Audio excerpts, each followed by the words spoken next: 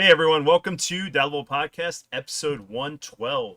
This episode, we're going to be talking about PlayStation 2 memories, the console, our first impressions, the games we played, and everything in between. So, we will get right into it with you guys. So, tonight, I have a very special guest, my buddy Andrew, I grew up with. We played a lot of games, a lot of PS2 memories. And, buddy, you want to introduce yourself, what you play, and a little What I background? play. Little background? Uh, yeah. Gosh, play a lot of the same stuff. I think what was so good about meeting you at the time is that I had no concept of an RPG until I had met you, and yeah, no, I just play a little bit of everything. And recently, I say recently, it's probably been like the past 10 years, although probably a little bit later than that. Uh, Building up my retro collection. And now that I finally have a capable PC, I've also dipped into emulation, and that's a whole other can of worms. So that's okay. Too much to play is a good thing sometimes. Yeah, nothing wrong with that. And of course, Retro Ryan, buddy, I want to give you your plug and stuff and what you do. What's up, guys? Retro Ryan here. You can catch me on YouTube live every Tuesday night, 10:30 p.m. Eastern Standard, playing your 80s, 90s game requests and playing 80s, 90s toy and game footage.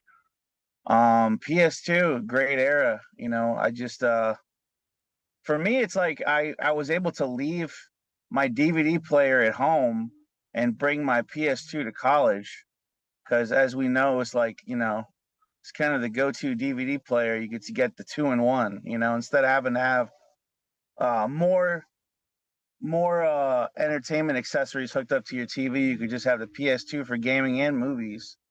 So that was kind of my first impression of why I wanted it for both reasons.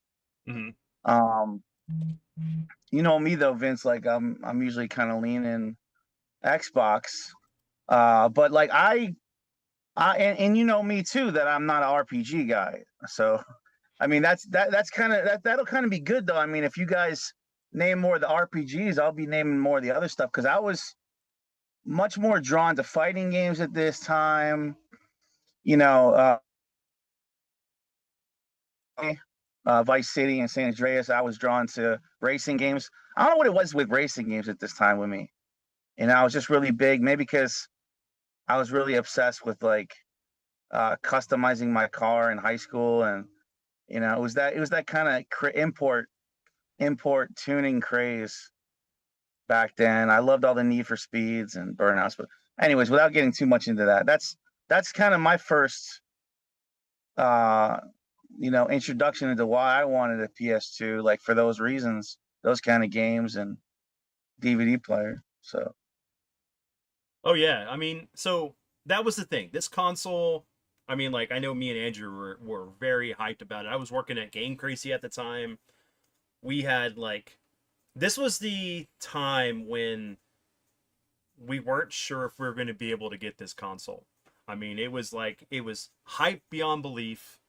Um, there was going to be a shortage of consoles. There was even a point where I remember I had a couple magazines and like we would be talking about it, and then like all my friends were like, "You're not going to get a PS2 on launch," and I was like, "No, there I will," because I worked at Game Crazy at the time, and we had like this sign up sheet because like they didn't do regular pre-orders. It like you just kind of came in and you go, "Hey, I want to pre-order this." They put you on this list. You didn't have to put any money down. So whatever we got in, we would fill that stock, and then the rest of it would be sold to whatever customers that walked in. And there had only been one person who put their name down for a PS2, and I was like, "All right." I grabbed that sheet, put my name down, and then I remember going to school telling you guys, "All right, guys, I'm gonna get one. We're gonna have a PS2 launch party," and Andrew's like, "There's no way." And then like our buddy Robert and all them, "Ah, you're not gonna get one. It's sold out everywhere." I was like, "All right, all right." And then launch day comes. I'm at school. I get at lunch. I go and I call my dad and I said, "Hey, did you guys go get it?" And they go, "Yes, it's here, but it's going for like this amount of money on eBay." And And I was like, no, no, no, don't sell this. I want this. I've been waiting for this console. Because, so a little bit more backstory onto this. We were in a car accident back in 95. And we were going to school. My dad was taking us, I was dropping me off. And me and my sister, there was two cars in front of us and then a car behind us. And this other car just smashed right everyone behind. And gave my dad whiplash. My sister was hurt. I was fine, but we ended up getting settlement money from the whole thing.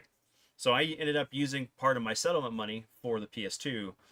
So, and I'm just sitting there going, yeah, I got it. This is awesome. And I was telling the guys, I got it. It's at home. And so like, there's like Andrew and a couple Alex and a couple other guys that we knew all came over to the house and we were playing like Tekken Tag and then Street Fighter. The Silent EX. Scope. Yes. I don't remember I don't remember Street Fighter too much, but I do remember Silent Scope. I want to say Tekken Tag Tournament because that was that the same night that we were all trying to do King's Death Cradle, or was that? No, that was later on because that was later on. Okay, yeah, because it came out in October. Your birthday's in September. Yeah. Yeah, so that was it was weird because it was like living vicariously through you. Because I remember you talking about it at school, and it's like it's not even mine, and I'm getting hyped up. I can't believe I know somebody. So I guess to piggyback off of that, you know, our memories before it came out. I remember it was actually going back to you, Vince. You had a magazine that you brought, and we were looking at it at lunch. And I remember thinking that it was fake because if you remember at the time, nobody had seen video of it. It was just screenshots, and it was the fact that you could turn the logo on the disc tray, Yes. you know, vertical and horizontal. I can't remember who caught that, but I was like, well, which one is it? Is it vertical? Is it horizontal? There's no way they're going to put a little thing in there that you can turn. A lot of us thought it was fake at the time, and I remember going online, I think that day after you brought the magazine and looking, and I saw all these crazy mock-ups of what the PlayStation 2 could be. And I was thinking, man, it's got to be the one that Vince had in his magazine because, I mean, God, it made it into print media. So it has to be that one. It can't be the ones that I'm looking at online. But I think that when I really started to get hyped about it, this was right in the middle of my Matrix fandom. And you know, I think we were still about 2 years away from Revolutions and Reloaded. Mm-hmm. So I mean, I'm still in the middle of it. I love anything bullet time and slow-mo. And I remember reading that supposedly Shining Entertainment, you know, the ones that did Earthworm Jim, they were going to get the Matrix game. And so I was like, oh man, I'm gonna have to look up anything I can find about this. So that was a lot of my memories before it had come out. And then of course, you know, the day that Vince said that he got it, or leading up to it, I think as the weekend drew nearer, it became more real. Yeah. Because you had the face, you know what the face you reminded me when you finally played it. We still had to wait for the weekend to come over. Yeah, to everybody to come over, yeah, officially. The face that you made, if anybody knows, is Shawshank Redemption. Andy Dufresne on the roof after he gets the beer for the guys that are doing the tar. And he's not drinking himself. He's just sitting there with that smile on his face, knowing what he did. That's what you reminded me of when you got back to school that you had played it. You're like, did it. I played PlayStation 2. Did you have any moments like that, Brian? At all with your friends, or like when it came out and stuff, or were you a little late to getting it? I used to get geeked out about like little added luxuries, like when I got the wireless Logitech controllers for it. Just like that's mind blowing at that time, like analog sticks and there's no wire, to me at least. And like just being on your couch, and it just felt so next level. Oh, we did. You know, and we because we take that so for granted now. Well, I laugh because you still can get wired controller. Like who's using wired controllers in 2025? I am.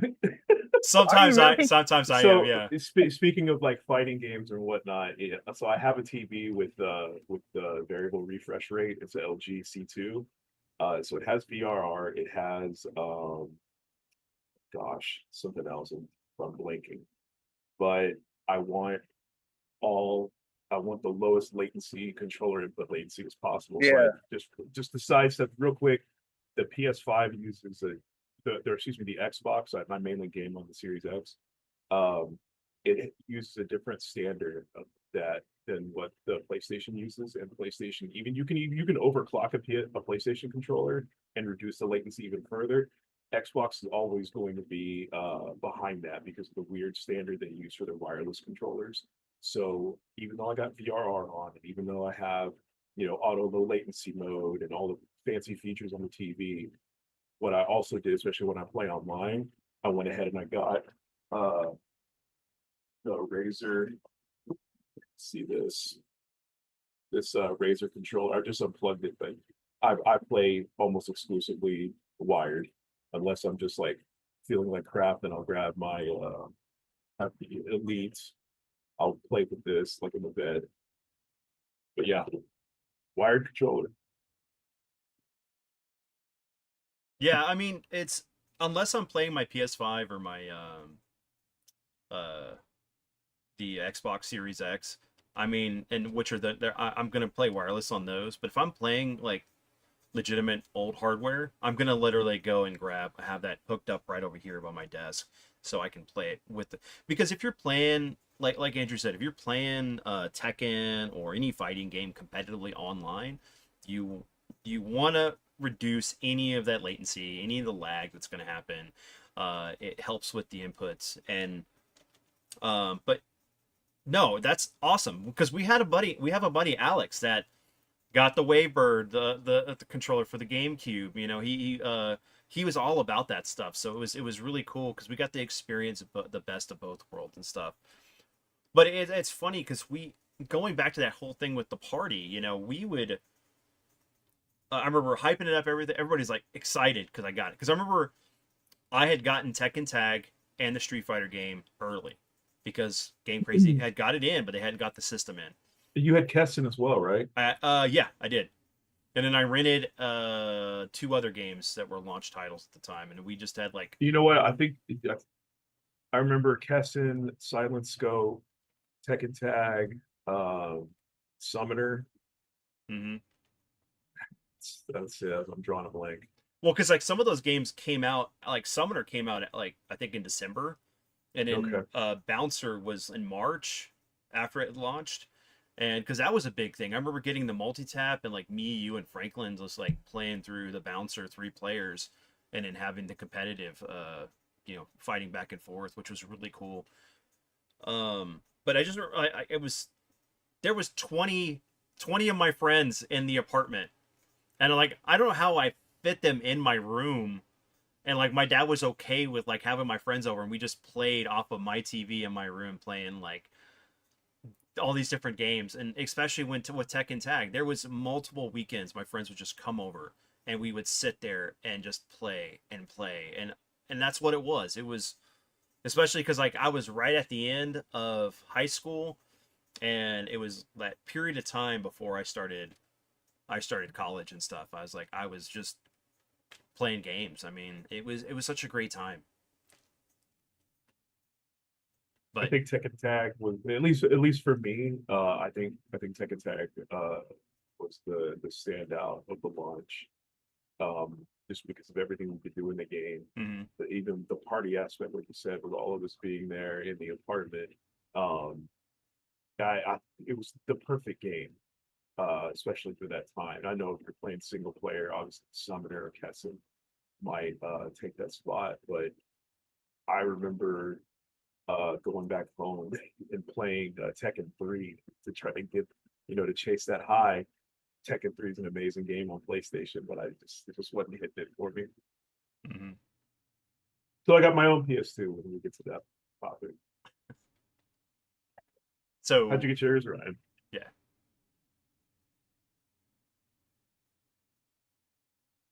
Ryan, how'd you get your PS2? Maybe like what was around then? Funko Land? Yeah, Funko Land. Yeah, Funko Land's still there. Yep. small EB locations. You're It looking was at. either that or it turned into GameStop. I don't remember the years on that. So it's probably GameStop was like Funkoland. 2005, 2006, if I'm not mistaken. Yeah, so it was Funkoland then still. And because I remember they even still had those big lists Oh of yeah. like for retro, like the NES, like looking through those lists they had. Yeah. But like I was excited about things on PS2 that you're not gonna think of. Like I was excited for like this is before the Pi. So I was excited for like Neo Geo collections on like the PS2 because like I wanted to play like Art of Fighting or Fatal Furies or some of that stuff that was not easy to play at that time. It's like now with the Pi 5 out, how advanced that's become. You can play NES all the way up to Dreamcast and even a little bit of GameCube even now. So arcade's covered, but then at this time, it was kind of a big deal for me playing some of that stuff because I had still had that childhood dream of like having a lot of the Neo Geo games, and that was the only way to do it. Mm-hmm. What was cool was the feature to be able to like one of the biggest selling points besides the DVD player was the fact that it was backwards compatible. Like you could literally put in any PS1 game, and you do the smoothing of the graphics, or what was it? There was two features. Faster loading. Faster load time, and that was great. I mean, it was really kind of game changer with some of the games back then, and there was no reason to have a PS1 after that point. Well, see that leads me to how I got it. So the big story at the time, if you guys remember, was the shortage. I think North America or just the U.S. only got like what 500,000 units, something like that. And I remember reading about it, and it was like they got spot shipments up until Christmas of 100,000 here, maybe 50,000 there. And so by the time Christmas had rolled around, PlayStation had already been, or PS3 had already been out for like what 2 months, and I was just ready to throw in the towel. Like my mom was legendary when it came to Christmas. It didn't matter what the family was going through. I think even at that time, I think my dad had lost his job. It didn't matter. I think that's why I love Christmas even to this day. She always came through for everything. And around this time, she goes, "Hey, what do you want?" And I wasn't even going to waste her time and ask for a PlayStation 2. It was like, you're not going to find one. I go to Vince's house enough. I'll be able to play it there. So I asked her for a Dreamcast. I wanted a Dreamcast with an extra controller, VMU, and Shenmue. I had played a little bit of that at both my friend Alex and at Bobby's house, another friend of ours. And I said, just give me that. And plus, I wanted to play Phantasy Star Online. So that's what I was leaning towards. So just give me that. So fast forward, Christmas is approaching. It's already December. It was a weekend, and I don't remember where my mom was, but my dad was there. And I'm in my room playing games, and he asked me. He goes, "Hey, that new PlayStation's coming out." And I was like, "Yeah, it's already out. It's going to be impossible to get." He's like, "Okay, well, what's so good about it?" Which was weird when he asked me that. And I was like, well, kind of for the same thing you had said. I told him, you can play your old games on it because, parents, they're like, why do you need a new system? This one that you had from years ago is still fun. So I'm telling him about it, and he leaves my room. Well, the next thing you know, I think probably like 30 minutes later, he comes running down the hallway to their bedroom and yells for me to shut my door. I'm like, man, what the hell's going on? He's like, shut your door, shut your door. So I shut it, and I hear like the rustling of a bag or something, and him coming down the hallway. Well, naturally, I know where my mom hid all my presents. So like a week before, I had already been perusing their closet and found she had got me the Dreamcast with everything that I asked for. I was like freaking out. I loved it. But I hear him taking that bag and runs back up to the front. And I'm like, man, what's going on? So I had no idea what had just happened. And I was confused. So even like after the dust settled, my mom gets home, They tell me to stay in my room. I'm like, whatever. I'm confused. I have no idea what's going on. So come Christmas, I'm getting ready to open the Dreamcast. I open a PlayStation 2. I lost my shit when I saw that. Complete, I mean, if you know pro wrestling, it was a swerve. Complete swerve me. Could not believe what happened. So she tells me the story, and to wrap this portion up, we can move on. What had happened was that my she was with a friend of hers. They were out shopping, doing some more Christmas shopping. They see a line as they're driving by Toys R Us coming out the door. Like, man, what's that about? So they decide to just pull in just on a whim to see what was going on. And when they get there, they're like, oh yeah, they have PlayStation 2s here. And you get in line, you get a ticket, and if they call your number, you get the opportunity to buy one. So she's like, okay. So she got in line. Her and her friend got in line. So essentially she had two chances to get one. Lo and behold, her friend's number gets called, so she gives it to my mom. And now she gets to buy the PS2. She realized, well, I just spent all that money on the Dreamcast. Her friend, which was rare at the time, had a cell phone. So she used her phone to call home to tell my dad, you need to get the Dreamcast out, the present out of the closet, drive up here, bring it back with the receipt because she kept all the receipts, so she could return it, get that money, put it to the PS2. And that's what she did. And it was just an amazing, like, crazy thing that happened for her to pull that off. And my first game was SSX. So it was funny because my other friend Brandon, he got a car for Christmas, which I guess is supposed to be cooler. Well, guess whose house he was driving to? Mine, to play PS2. Yeah, it's funny though because I remember you called me that Christmas, dude, I got it. I mean, Yeah, I couldn't believe it. yeah, I mean, and then can think about it, right? How many other people wanted a Dreamcast, and you got that traded back to get a PS2 that you wanted, because that was. Oh, I'm sure I wasn't the only one, that said, "Hey, this is my fallback gift." I mean, I was excited. I was excited for the Dreamcast, and I think in a lot of ways, I kind of wish I would have just gotten that instead. To be honest with you, and then maybe Yeah, we could a have little bit swapped back and later, forth. Yeah. a little bit later than getting the PS2. But I loved SSX. So I guess really I don't regret it. I'm glad I got the PS2. Um, and the funny thing is, like Ryan was talking about with the DVDs, I didn't even know it was a DVD player. Had no idea. Zero clue. Well, this goes into the question here, real quick, right? So, since this was a DVD player, what was your first DVD for Oh, both I of you? got it. There, you go ahead, Ryan. I'm gonna go get mine. Good question. The Maybe like something like Top Gun. Okay. I know I was excited too for like either one of the Mission Impossibles. I think 1 and 2. I was really excited about like the sound and the surround sound on those and just how good they looked. I remember some of the early movies on DVD. Like one of the early ones was like Mask of Zorro, like Mm-hmm. one of the Zorro movies. With Antonio Like Banderas and Anthony Hopkins. Yeah. yeah, Mm-hmm. and just being excited for the how clear they looked. Oh yeah. And because I was always somebody with a receiver and speakers Mm-hmm. in the surround sound. I mean, even when I was like 13, I had that kind of setup because like I would always look through like Crutchfield magazine. So I was into that. I was into kind of the hi-fi systems. I mean, what did we have then? That was probably at the birth of like Dolby Digital. We maybe before that we had Dolby Pro Yeah, no, Logic. Pro Logic. Yeah, you have Yeah. Pro Logic 1. So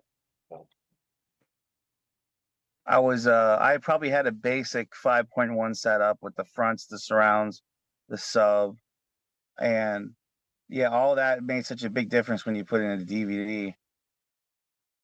Especially consider it had the optical drive or optical port out, so you can get that better sound quality than just going through your Which my audio receiver did video. take. My receiver did accept that, Mm-hmm. the optical. The little red light shoots out of the cable. Which you had to be very careful with that cable and the port, because if you got any kind of dust, it would mess with the audio. Yeah. Do you remember, Vince? It was like probably the only time ever that your dad came to my house. He dropped out. This is going a little bit further down the line, but Mhm. he came to drop you off, and I had told him I had just learned about optical cables in 5.1 surround. Now, lo and behold, for Chris, this is probably like 2002 at this point, maybe 2003. Yeah. I just learned about this stuff, and the Christmas before, I'd asked for a new sound system. Like Ryan was saying, I had my original PlayStation. I had the RCA cables, and I remember splitting the white and red and plugging them into a boombox that I had and getting this loud sound, out of the stereo, just playing my PlayStation. It was awesome. So unbeknownst to me, dumb lucky in, I got a 5.1 like home system. It's like multi-disc CD player, 5.1 surround sound. I had the speakers I mounted up in the ceiling, and then when I found out about the optical cable, yada yada, I remember getting behind my system with a flashlight, and looking like, hey, I have this. So I got my parents to take me to Best Buy, bought it, plugged it in, went and changed the settings, and I remember putting in the Matrix DVD, and I instantly went to the lobby shootout, and I was like, oh my gosh, I can hear the concrete breaking behind me. I can hear the bullets whizzing behind me. Um, and it was amazing. So yeah, yeah, I found all that stuff out later. But yeah, this was my first DVD. I'm gonna show you how like this was. So let me have a little Kind of put up, shelf. kind of put your face. Yes, I remember. Oh yeah, what am I gonna do like that? So this is It's not showing. If you, there we Dawn go. of the all right. Well, it's Dawn of the Dead, um, which is my favorite zombie movie. This is the 1978 There Dawn we of the go. Dead. Yeah. There we go. And this DVD came out in 1997. I freaking found it at or Blockbuster Music or Blockbuster, yeah, Blockbuster Music at the time. They sold used DVDs. And I said, you know what? I want this to be my first DVD. And to show you how old and stupid this thing is, this is one of the double-sided DVDs. So put inside one, play, stop, flip it, side two to keep the movie going. Um, yeah, this was my first DVD I ever bought. My first DVD I ever rented, as a side note, was Blue Streak with Martin Lawrence. And it's talking. If Ryan was mentioning the clarity, there was a scene where he comes out of the police station. And he's like, I can't remember if he was like happy or something, but he's like spinning around, and a car drives by in the foreground. And I remember pausing it to go get a drink, and my whole family was watching it, and you could see him through the windows of the car as it was coming out. I paused it like right at the right time, and you could see him. And I remember my dad like freaking out, like, "Whoa, I can't believe that!" Yeah, I have a moment like that too. That me and my friend were like busting out. My friend Bill, we were busting out laughing because we seen a scene from Broken Arrow with Travolta, and it's the scene when they're in like I think it's like what is it like a train or something? Yeah, they're on a train. Yeah. Yeah, towards the end, Mm-hmm. and when they cut to like, it's not even a stunt double. It's like a clay face of Travolta when he's about to blow up. And it's like the sloppiest looking. If you pause it on that thing, we were dying laughing. It just looked like he was melting, and they had made his head out of clay. It looks so goofy, but you never would be able to see it until you had the DVD. And we paused at that moment, and we were just falling like crying, laughing at how bad it looked. Dude, But you never know until DVD to see something like that, you know? dude, Yeah. the love we would me and Andrew would like find the most funniest moments. Like it would be like I'd come over to his house or he'd tell me on the phone, do this, go to this scene here, or I would do it. But like one of the most famous ones that we'd always do was the scene in Dawn of the Dead where the police raid's going on in the building and that lady's all like stop and the dude kicks open a door and just shoots the dude's head off and we put it on AB and we just started laughing because it was the practical effects were great, but it was just hilarious. He just kicks the door in, shoots the dude in the head. Yeah, it looked like a paper mache head right before it blew up. Yeah. Of course, Um, I'd seen that a million times, but I didn't pausing it right there. I was like, oof, kind of peeling back the curtain here. Little did I know that all that would happen again with Blu-ray and 4K transfers.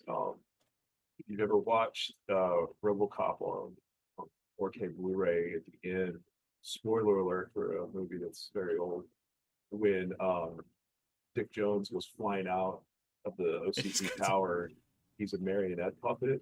and his arms and legs are extended. They're like larger than they should be.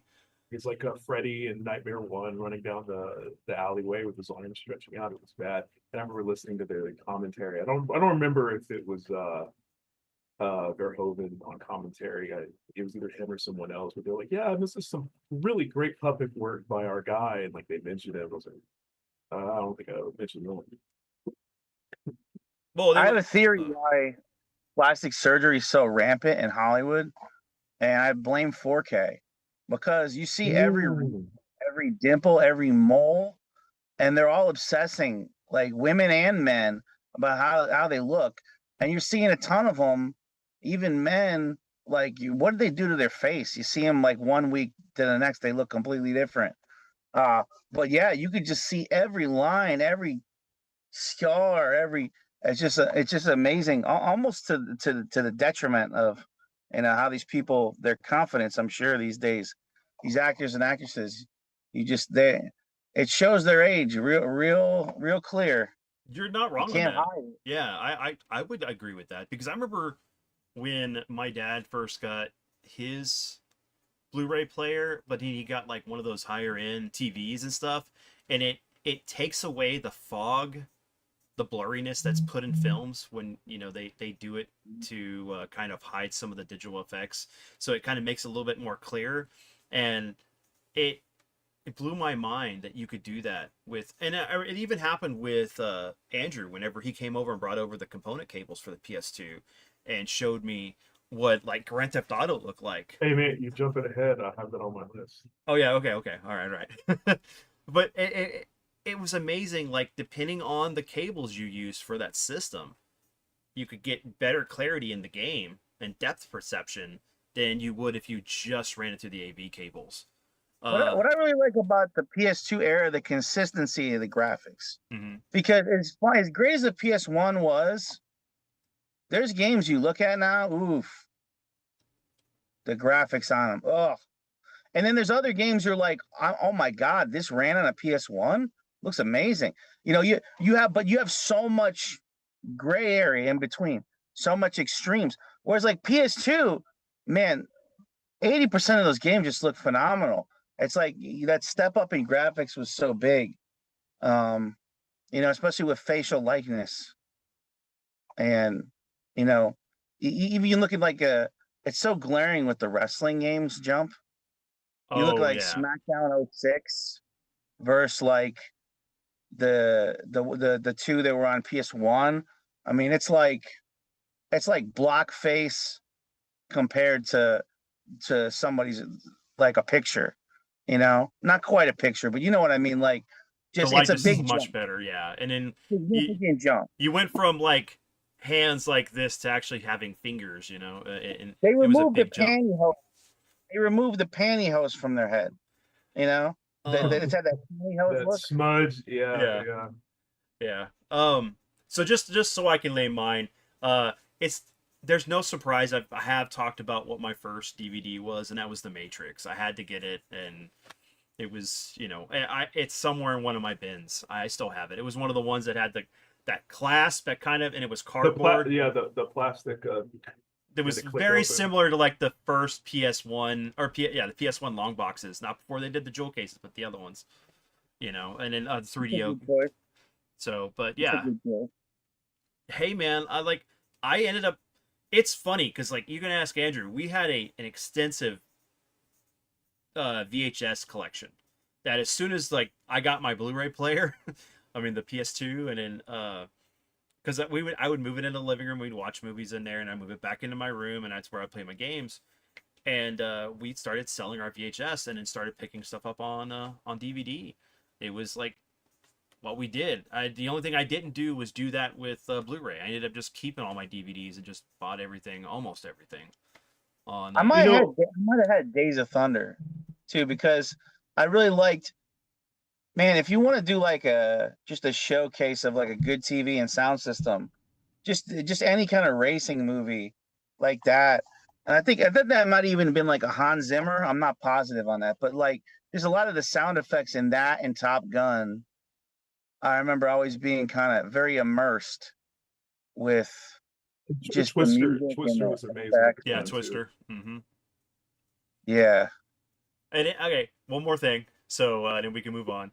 But I wanted to talk about there was the one scene when Andrew, you got the Criterion DVD for RoboCop, and then we had the AB for Emil getting splattered on top of the cop car. That was always priceless. I do remember that. Yeah. That was I mean, I know RoboCop back front to back, so yeah, I do remember doing that, and it got to the point where, like, even when I would go home, um, I would do AB on a lot of movies. It's like I've got to stop, man. I can't keep watching movies like this. This is killing me. It's the shorts before shorts, right? Before TikTok, we had the ability to do it just for ourselves. Yeah, it was.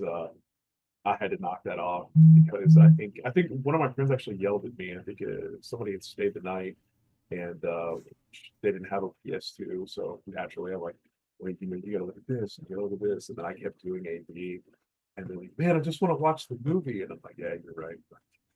Cut it out. You Uh, get spoiled too, like when you have a good home theater set up in your room at home, even as a kid, because it's like you go to friends' houses, they just have the standard. You'd have your little two cabinet door unit, right, with just the TV, no speakers, no nothing, God, yes. sitting in your friend's house, and that was standard. I mean, most of your friends just had that. They might have had a nice TV, but without the speakers, it's totally different watching a movie. well, I had a old record player, cassette player, tower thing that was my dad's at one point that we had, like, I guess in the mid '90s and stuff. It played CDs too, but like I had speakers, and that's what I used, and it had the optical port out on it. How about all the people with the projection TVs, which there was like 50 inches, but it was the most blurry crapola. It just looked like Mm-hmm. it was just there was no just resolution in that. It was a big picture, and you be your friend. You'd think like your a friend's house like was balling, but then you start watching it and you'd be like, man, this kind of Blurry. this This is Trash. like crap. See, that didn't occur to me till another friend of mine, is, you might remember, old Lance. Yep. They had the big projection TV. It was like, dude, you got to bring your PS2 over. I didn't know any better. Well, it just so happened. I think what the game was. No, it was a sports game. It wasn't baseball. There wasn't one worth a damn. It was like 2004. But I brought my PS2 over there, and I don't remember what we were playing, but there was enough. There was like a white image that was still enough for a while to where I first saw Burn In. And I remember when the scene had changed, he jumped up and he goes, "What's that?" And I had no idea, but it was clearly the image that was there, like that static image that had been there for a long time. And I remember he was freaking out. He's like, turn the system off, turn the system off. So I did. Yeah, I remember it looked like crap, but we turned it off, and like we switched the input back to cable, and it was still there. And eventually it went away, but I remember sweating bullets, and I remember for a time, because his dad wasn't there yet, it went away, and yeah, ugh, it was that. I don't think I ever wanted a big screen TV, but if whatever little inkling of me that wanted one went out the door with that. A lot of it too was like for Lance, very cool dude, but you can definitely tell that his family kind of had like this status thing, and because I remember like whenever he'd buy us gifts, I'm like, holy shit, dude, like didn't have to do this. He would get He things. bought games. He bought Yeah. games as gifts. Yeah, he would like get what you wanted. Like he would literally Yeah. like know what you, because he was a good friend. He would like, we'd be talking about stuff, and like if he would take His dad note, made money.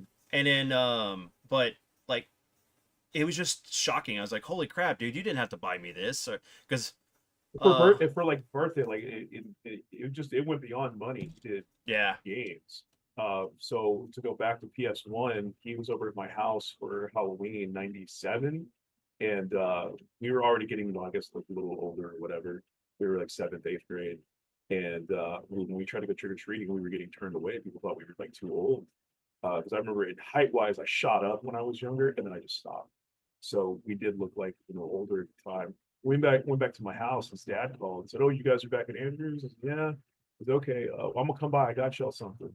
He shows up with like 2 PS1 games he just went and bought for Lance, but he brought him over. "Here, you guys can play this." I just went to the store, got him, and one of them was Fantastic Four, which I know people shit on, but because it's such a good memory of me and Lance playing that randomly that night, I do like role playing. But yeah, just he would get you games. I mean, because he got me the unrated version of Ghost in the Shell on VHS. And that was a pretty penny compared to the standard version of just a movie. And then he ended up getting me Iron Hander. I'm like, he just came over for my birthday Yeah. one weekend. We were hanging out. He goes, "Here you go, man." I'm like, holy shit, I wanted this game. I didn't know he knew I wanted it. But it was just weird. You're like, because he was a cool friend. yeah, and it's to show like me and Vince didn't even do that for each other until graduation. Yeah. I got Vince Onimusha when he graduated. Then when I graduated, he gave me the Nightmare box set, Nightmare on Elm Street. Mm-hmm. Those were graduation gifts Yeah. for Lance and his family. I was like, "Oh, it's your birthday." Oh yeah, here There you you go. Yeah. Man, I totally forgot about that too. Because like I remember, Yeah. what was it? Both of us had rented Devil May Cry. Fell in love with that game. Talk about like something like that we had never played before. Like the action combat, exploration, cool main character fighting demons. Originally going to be a Resident Evil game. Part of the reason why we were like excited to play it, and then it came with the demo for Onimusha, and I was excited because the demo was awesome. And then Andrew turned around and got that for me for graduation, so it was pretty cool. Loved it. It's probably another reason why I enjoy that franchise, is because it connects you to a friend. So did you ever have like moments like that, Ryan? Like with some of your close friends with gaming around the PS2 or anything? About they would like buy me a game? Yeah, or just like cool moments with like going over to their houses playing stuff or on the PS2. Nobody was buying each other's games, bro. That kind of money wasn't. None of us had much money, man.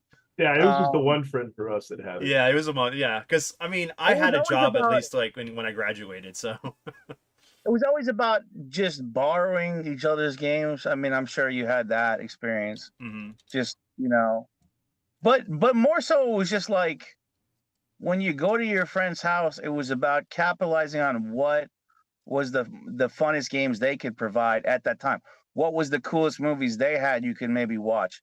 It's like that's when the gems would come out for your friends' collections. Just to me, this dates back to toys. does. Even like as a kid, you'd want to know. And back then it was carts. It was like, what Genesis games did my friends have? What Super Nintendo? What NES?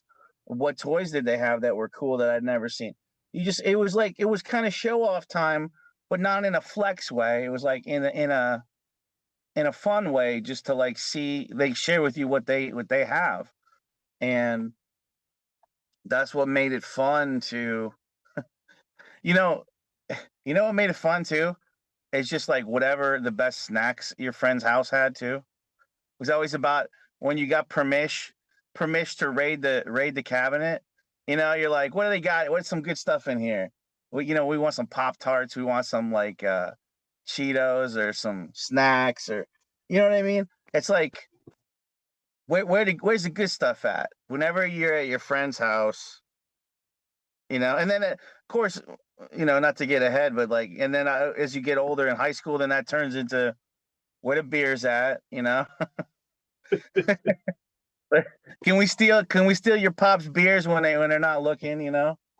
Did he count them? Yeah, Does he yeah. Did he know? count it? Does he know? Does he have it oriented in a certain way that he takes a picture and he's all like, "All right, now I know someone touched my beer," because he's like, And, just and you start reaching in and you realize, wait a minute, all the labels are turned. It's facing backwards. You don't see the front of the label. I remember that. it's all the Metal Gear. It's all that Metal Gear playing, right? We're attention to detail. I don't know. Well, look, I was gonna say, talking about the games you remember, it's I looked at this one as separate from like your favorite games, so I went a different direction. Mhm. Something that me and you had talked about then specifically because of this game. I feel like the PS2 opened me up to different types of games, maybe something that would have flown under my radar, like back on PS1, and one that me and you really enjoy was Shadow of Destiny. Oh my god, that game's so Um, good. Yeah, Konami. so it is funny because this was at a time where when the PS2 came out, outside of launch, it had a huge window in which it was kind of like a whole lot of nothing. And I remember just hurting for games. I'd already destroyed SSX. Vince let me borrow Tekken Tag. I already it practically completed that one. Um, I got a little bit into the Summoner, but he let me borrow Kessen. I like Kessen more, but there was really like nothing. So the other game that I had added on here, my first rental for the PS2 was the MTV Music Generator 2. The reason I did is because I had rented Music Generator 1 for PS1. I loved it. I thought that game was really cool, and I had made like a bunch of cool sound samples and all this. The one for PS2 was not so great. And it was funny because my bike had broken at the time, and I had a driver's license in the car. I had to walk all the way to Hollywood Video, which is very far. And I remember my sister, my poor little sister, I can't leave her alone at the house because it's during the summer, I'm the babysitter. Um, she came and walked with me. She would have been 7 or 8 years old. So here we are in the summer. She walked all the way with me to the video store so I could rent MTV Music Generator 2, and it was trash. So fast forward a couple months, I see Shadow of Destiny. I'm like, man, I don't care. I'm gonna take a chance. And I rented it and fell in love with it. The gameplay mechanics, even back then, were a little sus. Um, it didn't handle great. There was no real like fighting or anything like that. But that kind of spoke to the not only the power of the PS2, but also because there was nothing else. It really opened me up to like, hey, I need to kind of like expand what I would normally play. Because I would have never played a game like this. Like if Grand Theft Auto and Metal Gear and stuff like that was out, I would have never given Shadow of Destiny the time of day. But I did, and so then that really changed how like I looked at games going forward. But it was a real narrative-driven game.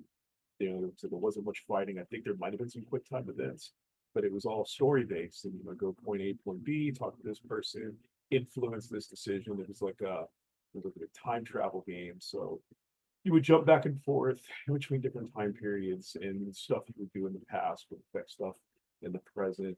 It's very cool. I really wish they made a sequel to that. But I remember telling Vince about that once it came in. Try this out. It's actually really cool. He came to love it. And yeah, so it just Yeah, that was a unique experience because I remember hearing about the whole like time travel aspect and like, you could stop. There's a tree here that like hides a guy that kills somebody, but you can go back in no, it was time. it was the branch. So like in the present, a branch falls and kills someone you need to talk Yeah, to. So if you go that's to what the it was. past Yeah. and cut the tree down, then the branch doesn't kill him in the present. It was just really cool. It was unique. Hmm. Um, Yeah, because I but rented it. I rented yeah, it because yeah, I James rented came it three down. times. Yeah, James came down for that weekend and stuff. We were hanging out. I was like, I went and rented stuff, and it's like it was me, Jason, James, and then you. And you're like, dude, you're gonna love this game. And I played like the first 6 hours, and all of us were just captivated with this game. I mean, you were like, this is. I knew he was gonna like it and stuff, but it was really cool, and that was what was kind of the magic about this time that I think is definitely gonna be lost, is the ability to rent video games, rent movies.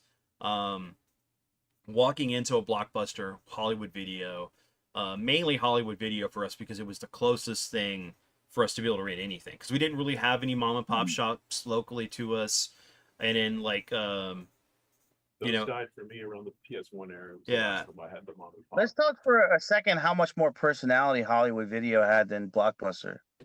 Way more personality. Oh yeah. Way better decor on the walls. You actually had stills from films. Mm-hmm.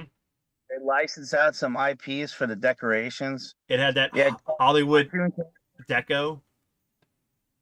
It's just a better aesthetic. Like, I mean, no disrespect to Blockbuster, but it had the aesthetic of a doctor's office. Like Yeah, the blues and yellows, and yeah, it was very kind of stale a little bit. But with Hollywood Video, man, I remember because before it became Hollywood Video, it used to be Video Central, and we would go there all the time and stuff. But like when it became Hollywood Video, it felt like you were going to the place to go for movies, and like I always felt that there was much more of a variety there. They had much Yeah. more games in stock, movies and stuff. It was great just to go in and like peruse the movies and stuff, like the horror section or sci-fi, and then but just like to go in and look, and you'd have like the box art for the game, and then you'd have like the how many copies they have behind it and stuff, and then you just go, all right, so let me see what I want, and then it was cool because I think Hollywood was the first rental place that did the whole like you pay this amount for 5 days. And so it was really nice. Or you would, because at first it was like the 3 day rental. So like the best time to do it was either you did it on release date of a movie, which was usually on Tuesday. And I remember like me and my dad, and that's where like Andrew would come up with his parents or like my buddy Jonathan. Like I'd run into my friends from high school or middle school there when we were waiting on the ability to check out a movie. But like it would be like Friday, right after school, go to Hollywood Video, figure out we what we're did gonna. have one right outside our high school. We which did. Made it, Yeah. a lot easier. Made it very convenient. Yeah. And it was such a good time. Such a good time. I mean, I remember there was so many games that like I never thought that I would ever play just because of the option. It was like, well, I have a option to play whatever game's available, so let me try this, let me try that. But it still speaks to that whole thing we talked about before in another episode, where like box arts do kind of capture that spark for you to want to play it. So there's a couple of games on the Super Nintendo that have like very shitty box arts, but the game is actually really good. You think of what Rival Turf and then Phalanx. Phalanx, yeah. Dude, we are spoiled as fuck by our collections, by our movie libraries, by our game libraries. Because back to that simpler time when we had small collections, it was about picking a choice out, a game or a movie, and you lived with that decision that weekend, and you played it, and that was it. It wasn't about I have all these backup games that I can play and choose from 1,000 titles. No, it was like you're gonna make your decision and you're gonna stick with it. And that was the game you're gonna play. And you'd ride that shit out, even if it was a stinker. Yep. Even if the game was a stinker, Yep. you had to ride that game out, and you had to get that $5 out of it that you spent on the rental. And you think about the fact that like you would justify it to your friends, hey, this is really good, and they're like, all right, I'll rent it on your recommendation. This game is garbage, man. How do I tell my friends? No, I kept any L's that I rented, I kept that to myself. Yeah. Which place? Resident Evil. Yeah. I did the fast. And you were limited by what was wiped out. You get there sometimes, and it's like a hurricane hit, and the dopest titles just got swamped. Yeah, they were gone. Well, that's part of the reason why they went to the 5-day rental, because they realized that the 3-day rental, it was just going to push people to go on like a Thursday or Friday, so they'd have a mad rush in the store and everything was gone. Yep. That's why they went to those 5-day rentals. They figure, okay, well, this will spread it out. People will rent it. We can also charge more in fees, but we won't have this mad rush in the store, and we'll kind of break up when people rent and when they drop off. Yeah, I mean it was a really good time. I mean that was piggybacking off of something Ryan said earlier about snacks at your friend's house. Like usually if my friends were coming over for the weekend or hanging out, and that's what it was. Like usually I would have a couple friends come over, they just stay the night, and we just have like a gaming weekend. Like my dad would go take us to go eat at Cece's or some place, or like he would make like spaghetti or something. But he was never averse to feeding our friends and making sure they had a good time. Like we always had cokes, we always had stuff for people to snack on, and Oh yeah. he would even make jokes about like, man, your friends come over and they just eat me out of house and home. But like the prices for groceries were so cheap back then, you know, compared to now. That's a whole other thing. But like, and plus at the time my dad was working a good job, so it wasn't that big of a deal, and he'd rather have us have fun like that than, you know, have us left to our own devices and then we get in trouble and shit like that. So it was always But good. it was funny as we got older though. It was like it became you buy, I fly. Because I remember going over as again as we got older, Yeah. and it was like bring some money, Yes. Yeah. Yeah. Hey. bring Yeah. My dad some can't. money. My dad can't afford it Yeah, because like I think at the time he was either in between working at the comic shop and off of El Dorado, you know, the All Star Comics, or it was where he was kind of yeah. like, I don't remember it even being a job thing. I just remember it being like, hey, you guys are like 17 to yeah, yeah, you have a 19. job, yeah. Bring $20. I've done my part. Well, yeah, when you have like friggin' 7, 18 to 20 year olds at your house hanging out, it's like, come on, you guys, you have work. I can't afford you. I maybe afford one person, but that was about it. See, there's my dad. Says you. You ever think too about like how sometimes our collections at that time when we were young are dictated by what our friends had? Because if our friend down the street had a game, like if our 100%. friend down the street had Vice City, maybe we got San Andreas. If our friend Yep. had Tekken 3, maybe we got Tekken 4. Because if you were playing it every week there, well, you want something at your house that they don't have. Yep. So they can Yeah. have, because if you all have the same games, where's the fun in that? Because then when they come over, you got nothing special. Hmm. But if you got something special that they don't get to play normally, now it's like you got this kind of collaborated collection between everybody. Yeah, and we always would rotate games out. Like, hey, I got this. I played it already. You're gonna like it, and then play it. Or it was one of those things where it was a community game where we all come over and play it. That was part of the reason like I wanted the PS2, but I got it because I liked being able to have my friends over and like let's play a game together. Let's do this. Like before LAN games and before online games, it was like my house was the place to go. And so it was cool. Like having that Andy Dufresne shit-eating grin on your face on top of the roof was because it's like I was able to provide for my friends for them to be able to do this, you know, and it was about that. It wasn't about like, oh, I'm cool because I got the PS2. You know, I wasn't about the popularity to me. It was like, if I got it, you guys got it. We're gonna play. We're gonna have fun. I mean, I don't got time for that nonsense. But um, I don't know how many times it was like, it was a lot of times every weekend. It was like, all right, guys, we're gonna get in the car. We're gonna go to Hollywood Video. We're gonna rent a couple of things, and we're just gonna have a good weekend or whatever. But it was the door. My dad had a door policy. It was always open. You can come to talk to my dad about any life events or going on if you need advice. And so it was always one of those things where it was the house to be, and I hope to be able to pass that torch on to my son. You know, for with his friends and stuff. I kind of miss not having game nights.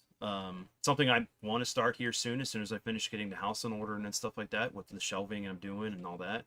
But I miss it.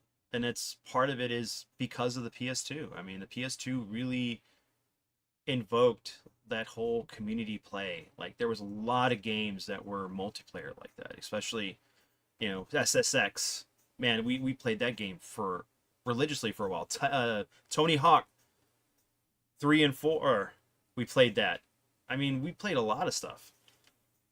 And it's I guess segueing into the overall memories with the system.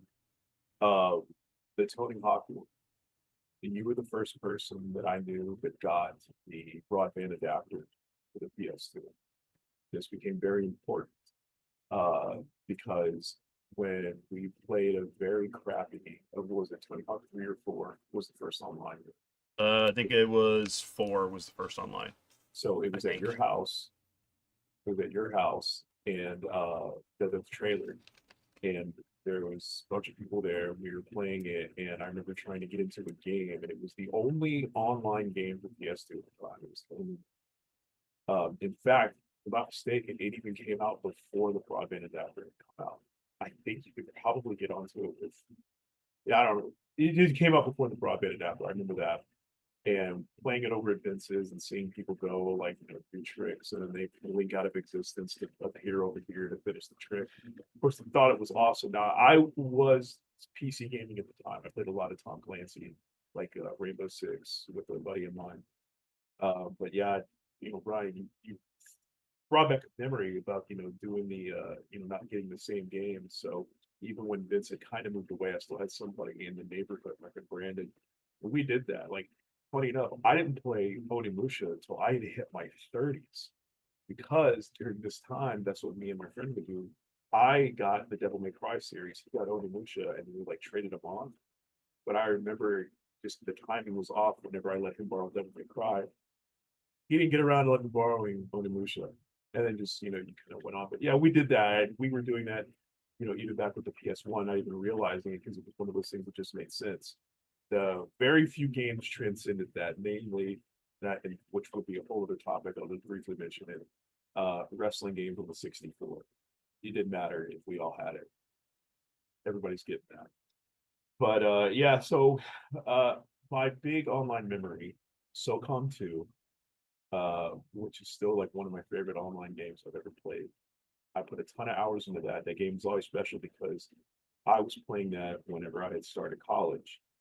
And when I got my headset, my broadband, I remember having to convince my dad. I was living with my dad at the time, having to convince him to get DSL so I could play this. And I was like, oh yeah, it's for college and stuff.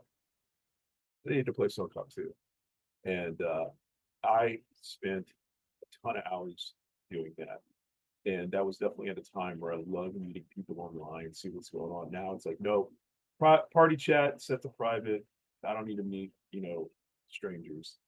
And then again, another one with Vince with the component cables, kind of discovering stuff in step. First, it was the optical out on the PS2.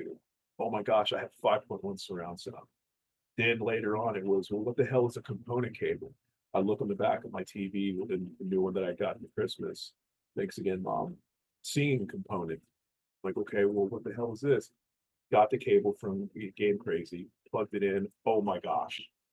Amazing picture. It was so much clearer than composite. But I mean, I'm learning this as I'm going on. It's now funny in these times, people will regularly call me or text me and ask me TV stuff all the time. But all that started with the PS2, my interest in audiovisual, that all began with the PlayStation 2. But to get to some of the negatives that I remember, disc read error. I got it. My first disc read error was with Grand Theft Auto 3. And of course, for a lot of people, it was with the discs that had the blue backing. I don't remember if they ever figured out why those seem to be affected more than the DVD, the ones that were the DVD. But the disc read error, I had no idea. It was one of the first times I had ever like Googled the troubleshooting issue. But to find out how rampant it was, keep in mind, I just got the component cables for the PS2, so it felt like I was rediscovering all the games that I had that I didn't really look like this. It was blowing me away. Then I got the disc read error. Could not believe it. It affected almost every single game I had, with the exception of my DVDs. They tended to work better, both movie and DVD games. But if a game had that blue backing on it, you could forget about it. It wasn't going to work. For me, at least, with my system, and I know other people end up having that problem, which leads me to the last one on my list for my overall memories. I ended up getting, this is going back to one of my favorite games, Grand Theft Auto San Andreas, and I was already in college and got out. I didn't think I had classes that day, but I met a couple people at Game Crazy. There was a line almost to the door. Everybody was picking up San Andreas. Like, we're ready. This is it. I get home, I pop it in, I'm so ready. Discrete error. It was the first time I had gotten it on the deep. I felt I was devastated. I was like, dude, I'm a broke ass college kid, live with my dad. I can't buy another PlayStation 2. Like, what are we doing? So I scoured the internet that night to see what other people were doing and found out a temporary fix. And I got pretty good at it, but it involved, you flip the PS2 over, you pop off the rubber feet into the screws, pull them out. You basically open up your PlayStation 2 and you would you could put some silicone grease on the guides that the laser lens travels on, and you would also clean the laser itself, like the little the glass piece. You clean that off with some alcohol, put a little bit of the grease on the guides that the laser tray itself moves on. Pop everything back together, turn it on, boom, you're back in business. I started telling people that, and then they were bringing me their PS2s, and I remember I was just fixing it for people. I just, hey, give me $10, I'll fix it for you. But I would let them know, like, hey, it was a temporary fix, but it lasted a good amount. I think you could go, like, if you're playing something a ton, you could probably go almost a month before it would happen again. I'm talking about daily usage, putting in hours. You could go about a month before you would need to do it again. And so then I started showing some people how to do it. One guy named Eddie, I think he was still in high school. He was a senior, but I remember he would leave school and drive over to my house or the apartment I was living in, probably like once every couple of weeks for me to do it again. I said, man, I'll show you how to do this. You don't have to keep coming over here. They say, no, just do it, just do it, just do it. So that was a fun time. But yeah, don't discrete error. That was a bummer. Yeah, that affected me, but it wouldn't actually make the games not work, but it would cause glitches in the games. Because remember when I got the thing, and like when I was playing it, like the main character, his arm would go like this. You'd have the hand with the gun, but his forearm would just detach.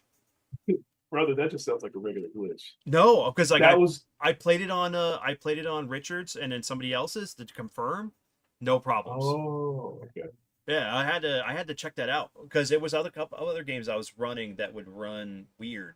Um, so I ended up selling or got rid of that system and ended up getting a second PS2 because I think I had two PS2s throughout the life cycle. I have quite a few of them now, but I don't know. Ryan, like, give me some of your memories of before I go into mine of your PS2 stuff.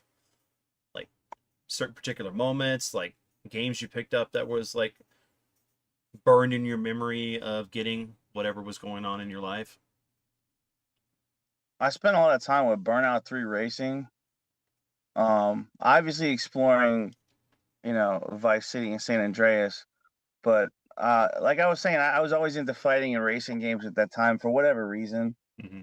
I wish I had dived more into like platformers, which is kind of what I've done, kind of looking into the deep cuts in the library these days of platformers and stuff. But uh just the I remember just being blown away with like the Tekken 4 graphics, you know, how good those looked, the jump up. Um Need for Speed. I always liked the first one. It felt more arcadey than the second one, Need for Speed 2 Underground. I was playing that a lot. I was into customizing the cars. But I'm kind of spoiled now because I have the modded PS2. So I'm kind of jumping around a lot on games. Well, there's a lot to experience. I mean, especially if you missed out on stuff. I mean, there's still stuff that I just didn't see that I'm finding. I'm like, oh man, this is cool. I'm gonna pick this up or check it out. I But always loved the Ratchet and Clank series, mm-hmm. so that was a platform I was playing at that time. Jack and Um, Daxter. yeah, but I didn't know about Jack and Daxter then, but I knew about Ratchet and Clank. The God of Wars, I wasn't that familiar with then either till later. Mm-hmm. I'm looking through the library to see some that I had played. I know I had like the Iverson NBA 2K, but I had that on Dreamcast. Which So one was your favorite? I like 2K3. what's that? So which one of the 2Ks was your favorite? Like the Iverson or whatever. Mine was I 2K3. just I wouldn't remember let my like mom being that such one. an Iverson fan that I was playing that one a lot. Hmm. Um, it was cool though, looking back, I had no idea you could play for GameCube, uh, Mario, the Nintendo characters on that NBA Street. I didn't know about that till later. Did you know about that? One of the NBA Streets you can play if you get the GameCube version, you have the Nintendo characters you can play as. That's something, but I never had a GameCube back in the day. Um, but Oh looking yeah. looking No, sorry. I was laughing at what my dad was saying, but yeah, no, there was a lot of, and that's something we'll have to do. We'll have to do a GameCube episode, but it's but funny. Soul Calibur 2 and 3. Mm-hmm. I think I had Midnight Club, one of the Midnight Clubs, maybe that dub edition one. Definitely got to do the Dreamcast But the too. SmackDown Here Comes the Pain, I think that one still holds up really good for wrestling games. Oh, we played tons of wrestling games on the PS2. I remember like whenever the first wrestling game came out, like I think it was like Josh purchased it or Richard, but they used my memory card for it, and that thing took up so much Yeah, memory on the PS2. that was Just Bring It. SmackDown Just Bring It was the That first was one on PS2. Yeah, that man, I was like, guys, you need to get a memory card. I got to take this stuff off here because I can't play my other games. It was so frustrating. Because I mean, the memory cards were expensive back then too. I mean, you think about the price for the controllers and the memory cards.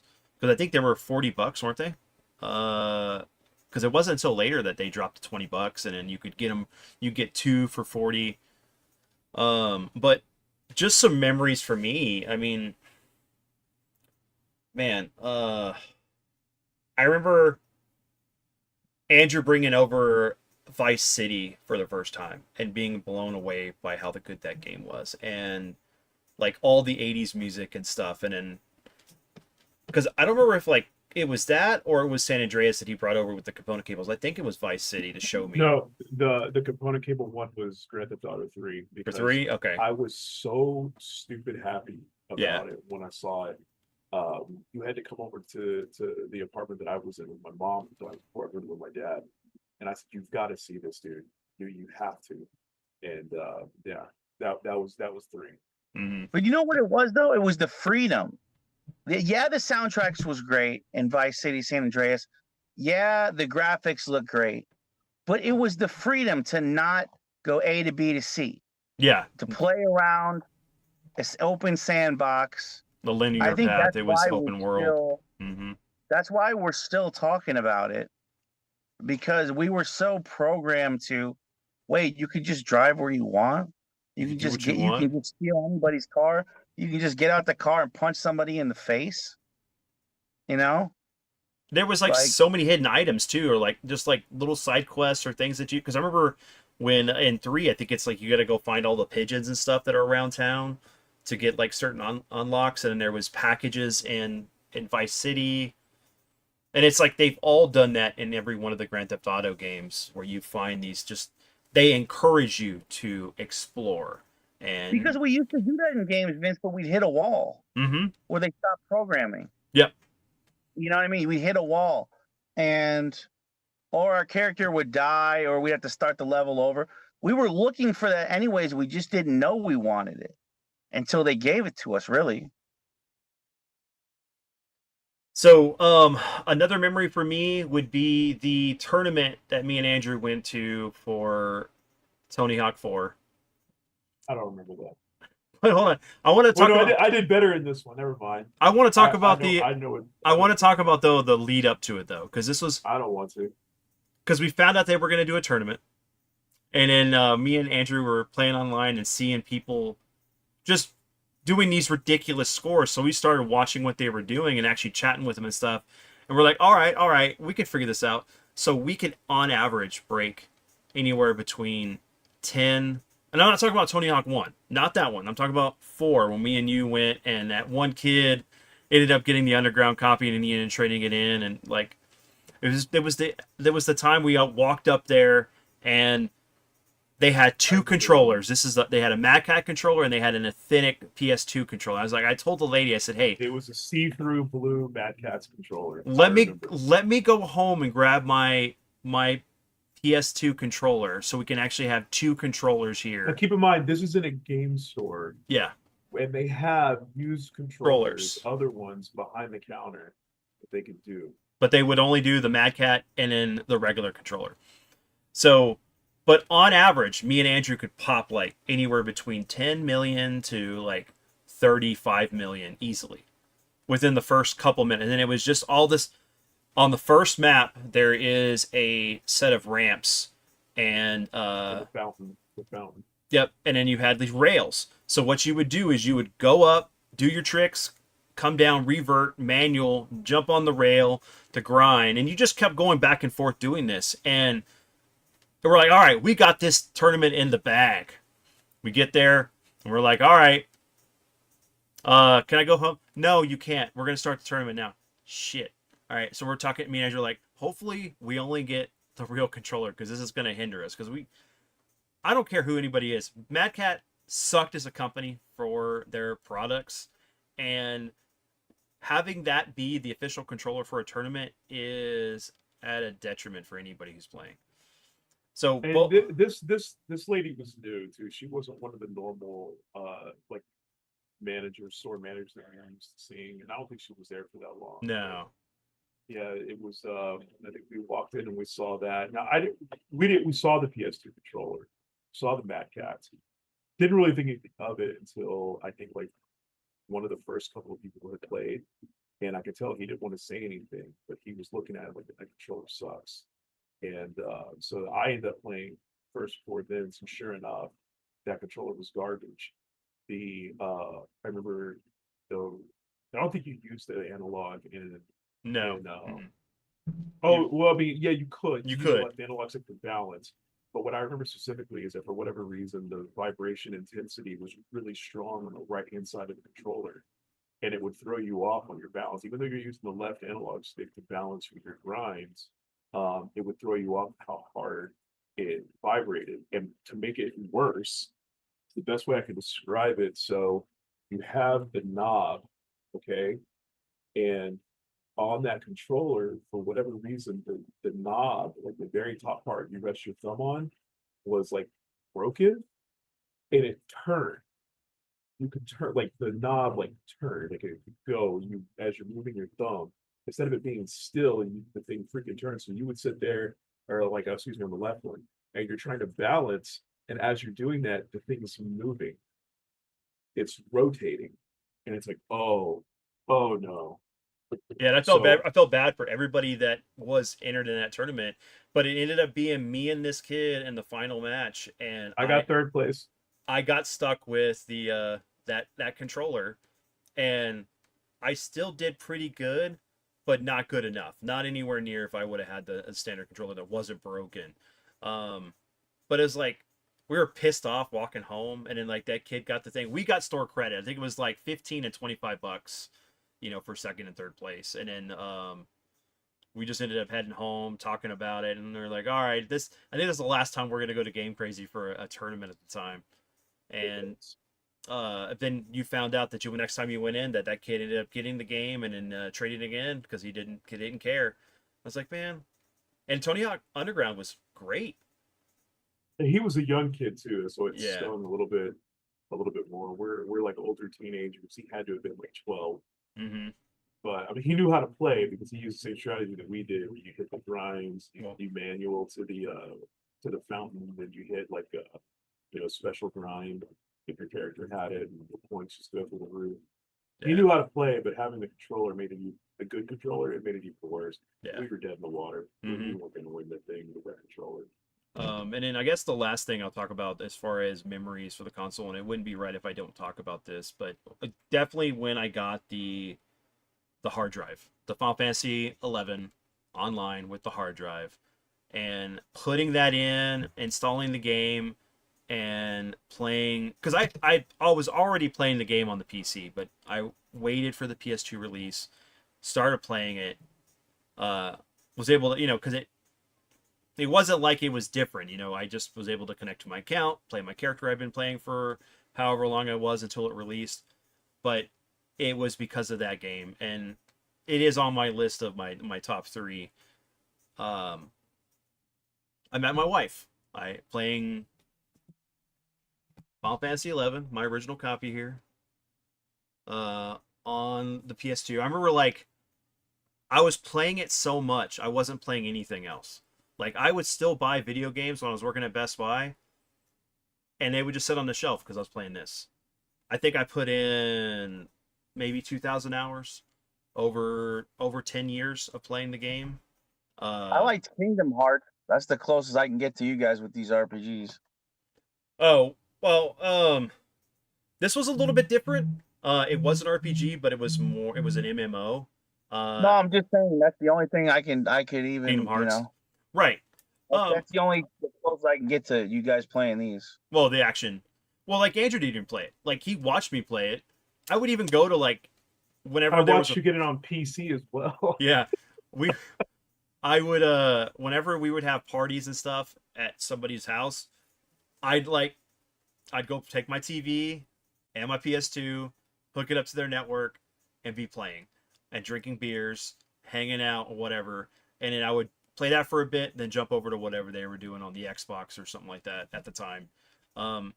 But yeah, no, it was a really cool experience, and it sucks that we never got the feature that was originally planned with the hard drive, because you were supposed to be able to install your games onto the hard drive to cut down the loading times, and it was supposed to help with some other processes and stuff in the game, depending on the game you were playing.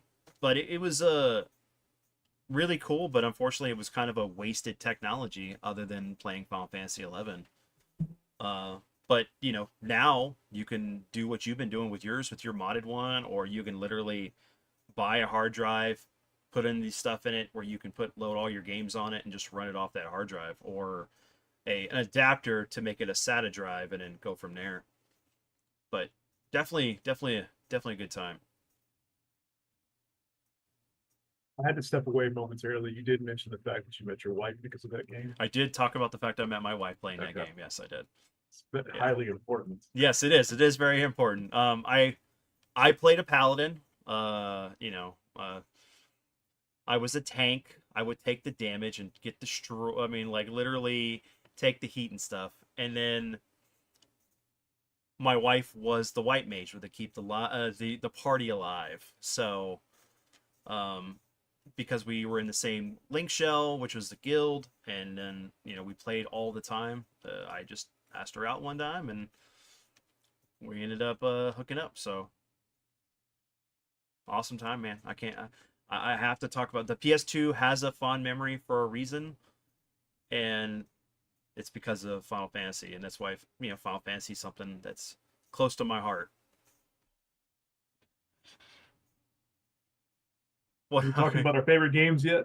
All right, so hold on. What is this? What did you put on? One of my favorite things was Little Vince's birthday at the apartment, when you had Floyd made spaghetti and mushrooms, but made Little Vince do dishes.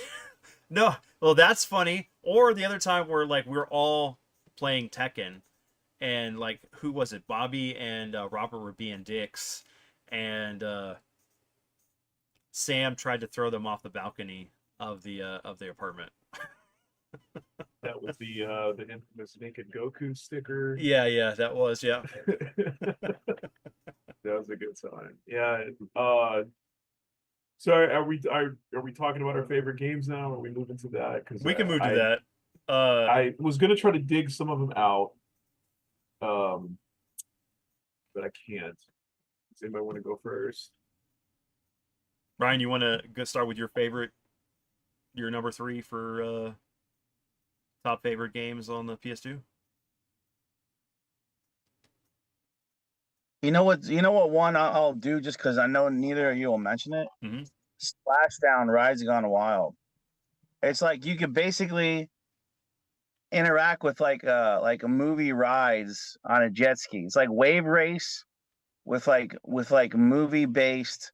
It's like almost like you're on a movie set and you're interacting with like if you like in a world like an Indiana Jones kind of world with like temples, or you're going through like kind of like a Jurassic World, or it's like it's just an awesome game. Nobody reps that game. Uh it's cheap. It's like under $10. I'd recommend that for anybody that's like looking for something obscure on the system. This But almost so looks like SSX on jet skis. yeah, it's That's a pretty fun good though. analogy. I've never played Flash it. I down. remember seeing it. I never even heard of it. Yeah, I remember seeing it, but I never picked it up. I really like I think is it Pacific Rift, the Motor Storm on there, or was it this Arctic fucking there's too many different ones of that. I think it's Arctic what Motor Storm is on Motorstorm Pacific Rift Pacific was Rift. So I had PS3. That was PS3. Then the So one on PS2 is Motorstorm Arctic Edge. No, it's okay, Arctic Edge. I knew it was Arctic something. But that one's really good. And that pushes the hardware. You really get a sense of speed in that, just like you do in Burnout 3. It's kind of like Burnout with ATVs, like kind of like off-road shit.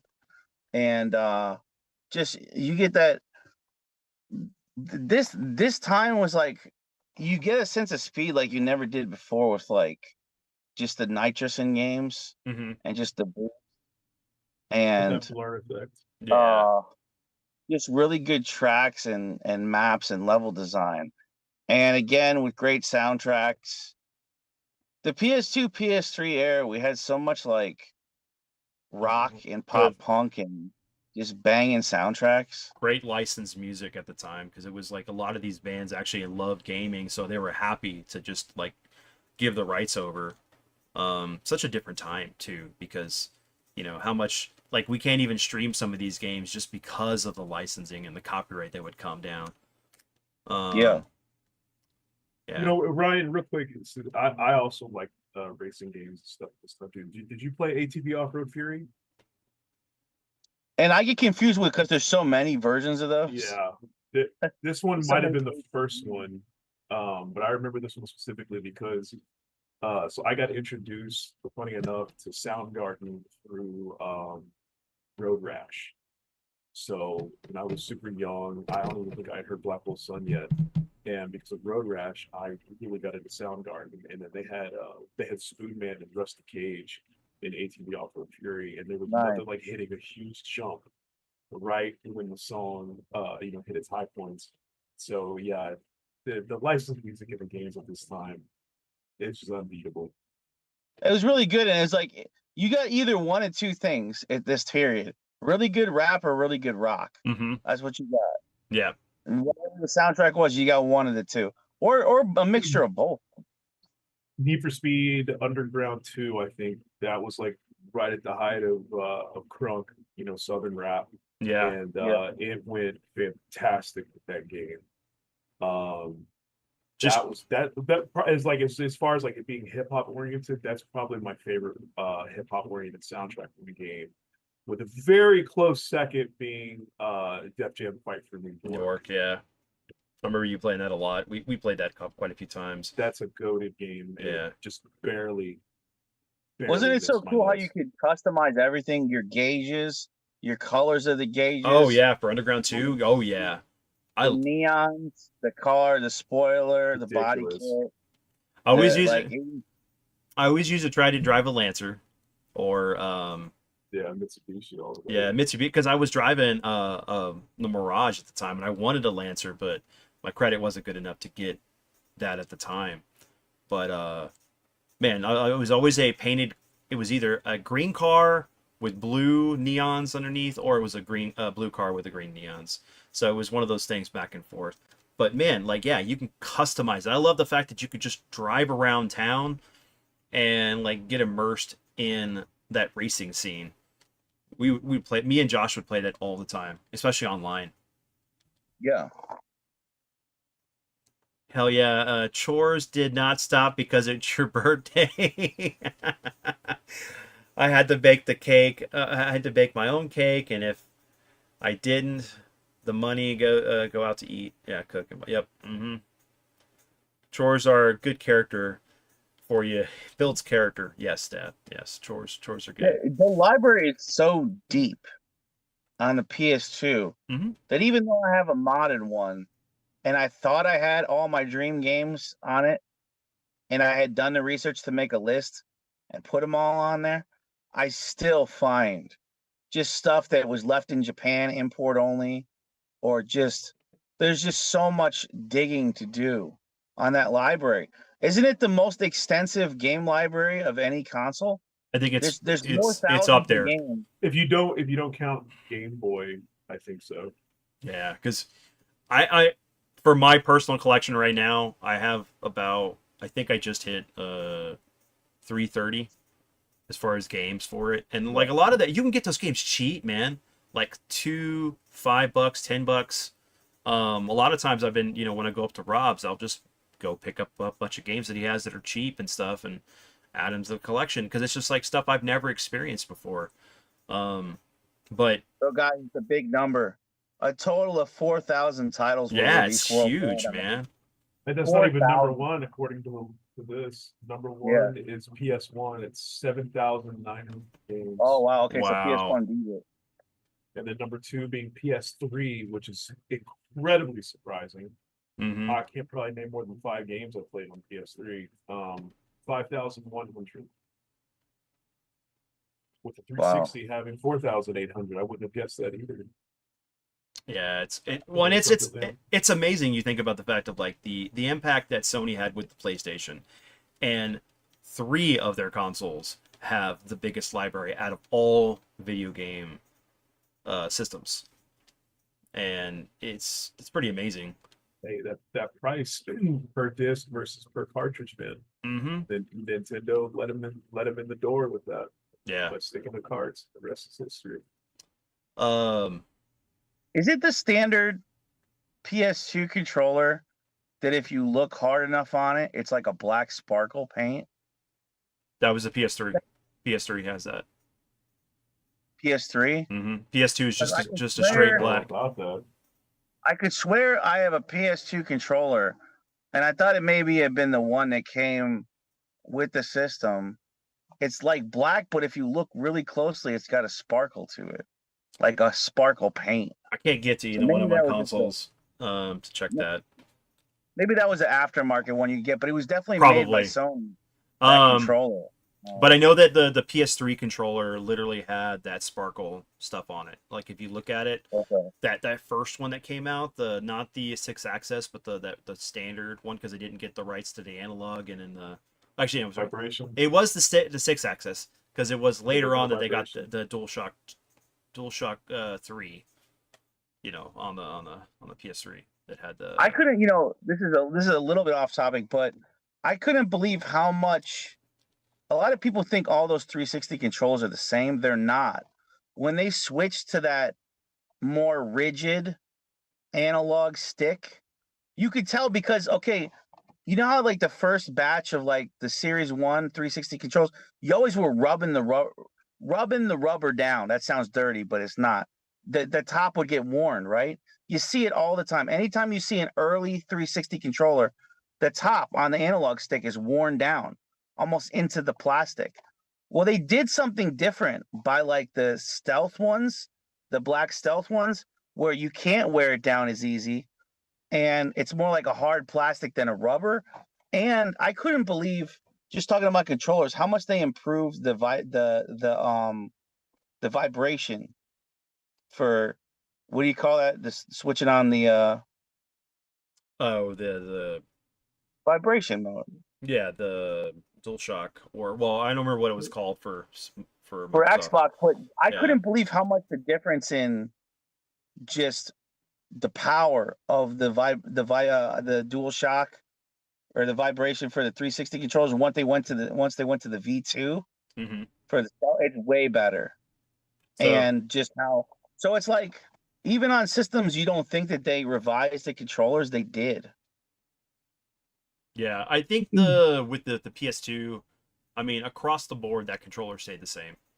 I mean other than like them coming out with cosmetic differences, there was no difference to that controller at all. You did get 2 different variants with the PS3, and that was only because they lost the license for the DualShock feature. Maybe there's a name for the 361, Vince, because it's like the custom ones. It comes in camo. You know the ones I'm talking about? It's like some were in like almost like a C3PO gold. These were a higher end, Well, it was usually it was still like let me see. Hold on, I'm gonna look it up. but it was still Microsoft making these. But I don't know if they called them something different.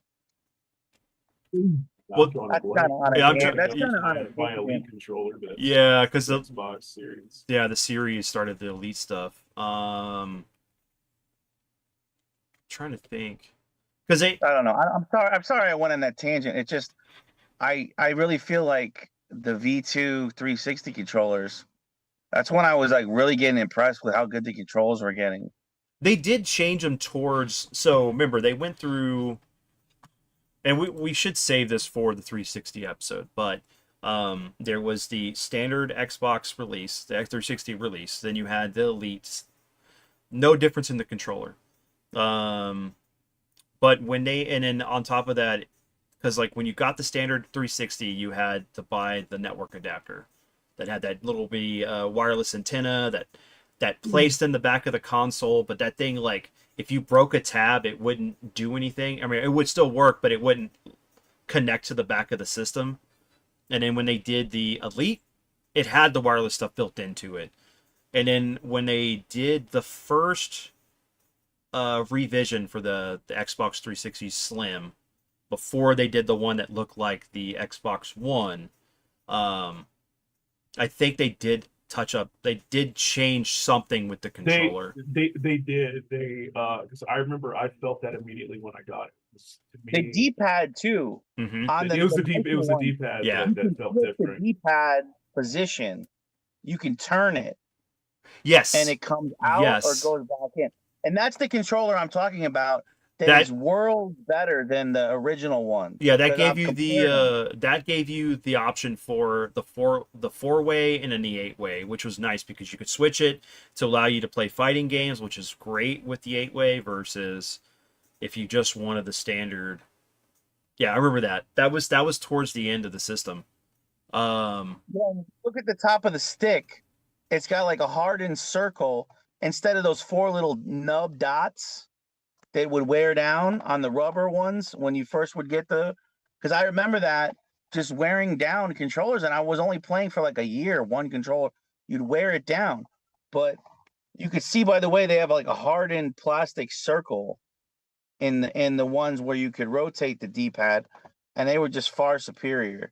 Oh yeah, that was a big game changer because those first 360 ones were just this round pad that was almost, in a way, almost an analog stick too in itself. And it wasn't very conducive to like fighting games. I remember like I hated playing fighting games at first on the 360. But when they did that version 2, yeah, I'm looking at it right now. It's different. I think I only have the version 2s now. Because when I got rid of my original and my Elite, I wish I still had my Resident Evil 5 console. I have the box. I think I have one of the controllers, but it wasn't themed anything. The system and the controllers were just red, that crimson red. But you got Resident Evil 5 with that bundle. I have the game. I have the box. I just don't have the system. So that's maybe something eventually I'll probably retrack down just to have, to complete the box and stuff. Because like I think mine, and man, I'll get into that another time because I want to get into that 360 discussion when we do that episode. Yeah, we'll save that for 360. I'll be right back. But so for me, I guess my first, like my number 3 game, that blew me away, was Silent Hill 2, man. This game, like, took everything in that first game and improved upon it. It felt like, I remember we talked about this, like the cutscenes in this game felt like you were watching soap operas because of the way they filmed it, or the way they did the animation for the CGI for the cutscenes and stuff when James is talking, and it's crazy how like there's a certain atmosphere in this version that doesn't feel like it's there in the remake. I don't know if you felt that way if you've played the remake yet, Andrew. No, it's one of those things that I keep meaning to do because it was so well received, but Hmm. I've just been dragging my feet on that one. And it's funny because like when this game came out, like you're looking at what 2000, I got it for Christmas, so I'm thinking, yeah, 2000. It had to have been 2002. yeah, Or two. 2002 or 2003. I think it was 2002. But like man, this game was so good. Like I remember, we had, I don't even think we had Resident Evil like out at the time yet. I think this was the first like real kind of horror game that came out for the console, and we played. I remember having my dad come in and he would watch me there, but there was moments when I was playing it by myself. I would get scared because it really, you felt immersed in the game because it had that new technology. What was it? The S Force sound thing that kind of changed what was going on depending on like if you were kind of jerky with the movements or if you were low on ammo, your health was low, it would kind of ramp up the tension with the music to help with the ambiance and the atmosphere of the game. And it just resonated with me. And then like I talked to you about it, you played it, and we just had like tons of conversations about the game, how good it was. And it's funny because I think like you and then maybe one other of my friends, like James, was a Silent Hill fan. Like a lot of my other friends didn't play Silent Hill. Sometimes they may play Resident Evil, but that was it. They didn't want to get into the supernatural horror. Yeah, I didn't. I had passed on Silent Hill 1 for the longest time. It was actually you, and honestly, I want to say it was your sister that was talking about Silent Hill 1. Hmm. She had rented it, watched you play it. Yeah. I don't remember I do remember the conversation. I don't remember which house we were at, but it's like Resident Evil. She kept going, it's like Resident Evil. It's survival horrors. It's really good. And then finally she remembered, oh, it's Silent Hill. I was like, man, I'm team Resident Evil. I don't have time for that. But eventually, I had to, and I think I rented it and was blown away. It was Hmm. survival horror in a different way than what Resident Evil was doing. That's why I liked it so much. Yeah. They could coexist, and that turned me into really Silent Hill. Really is what turned me into a survival horror fan. I was just a Resident Evil fan. Silent Hills what made me a survival horror fan. So that's why now, like, I'll occasionally now, especially now that I emulate, if I don't feel like buying something, I'll go on YouTube and I'll look at like Resident Evil clones or the top, 10 or top 20 survival horror games. And a lot of times the guys in the video shitting on it, but I'm like taking notes, like, dude, I don't care if it's bad. I'll freaking play it because I love the genre. Oh yeah. There was that one game you showed me when we did the PlayStation episode. I have it written down, so I'm gonna try to look for that at some point to check it out. That you said was a Resident Evil clone. It was it plays exactly like Resident Evil, but it's not survival. If Yeah. anything, I would call it Oh, it like was the action game. It was the action game. action survival. Yeah. Yeah, it has a stupid name. I'll tell you right now. It's Spec Ops something like that. Let me open Duck Station. Oh, Covert Ops Nuclear Dawn. Okay. Yeah. Nuclear Dawn. That's what it was. Yeah. So I got a couple games I'm looking at purchasing more for the PS1 because I'm gonna hook up my PS2 Slim over here, and that's probably what I'm gonna use because there's no reason to hook up my big bulky PS2 because it just takes up space, and I can at least be able to play PS1 games and no problem. But yeah, no, and because I just picked this up and it's gonna be in a video, but I just remember, man, we played this that one weekend, man. Like, well, me and my dad, we rented it and we played it, beat it, but that was the only time. Like, I played it, and we took it back before we came back from San Antonio, and didn't think about buying it again, and my buddy Tyler was talking about it. I'm like, oh man, I need to go look at this, and so what's your number three for top PS2 game? Well, is Ryan still away? I was gonna let him go. Oh yeah, we can talk about it as episode gets back. He might be making rounds. So So I guess I'll do an honorable mention.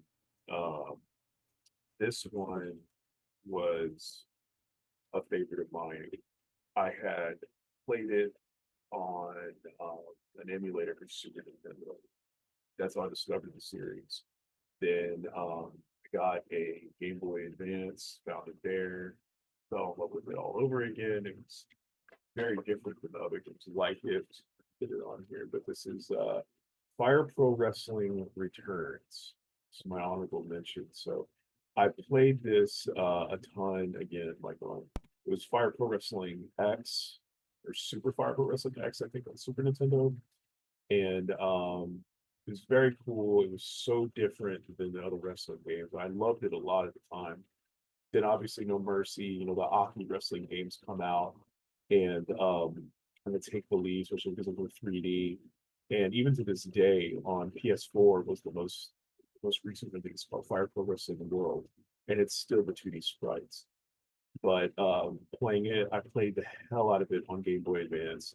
And so when I found out that it was coming to PlayStation 2, I lost my mind.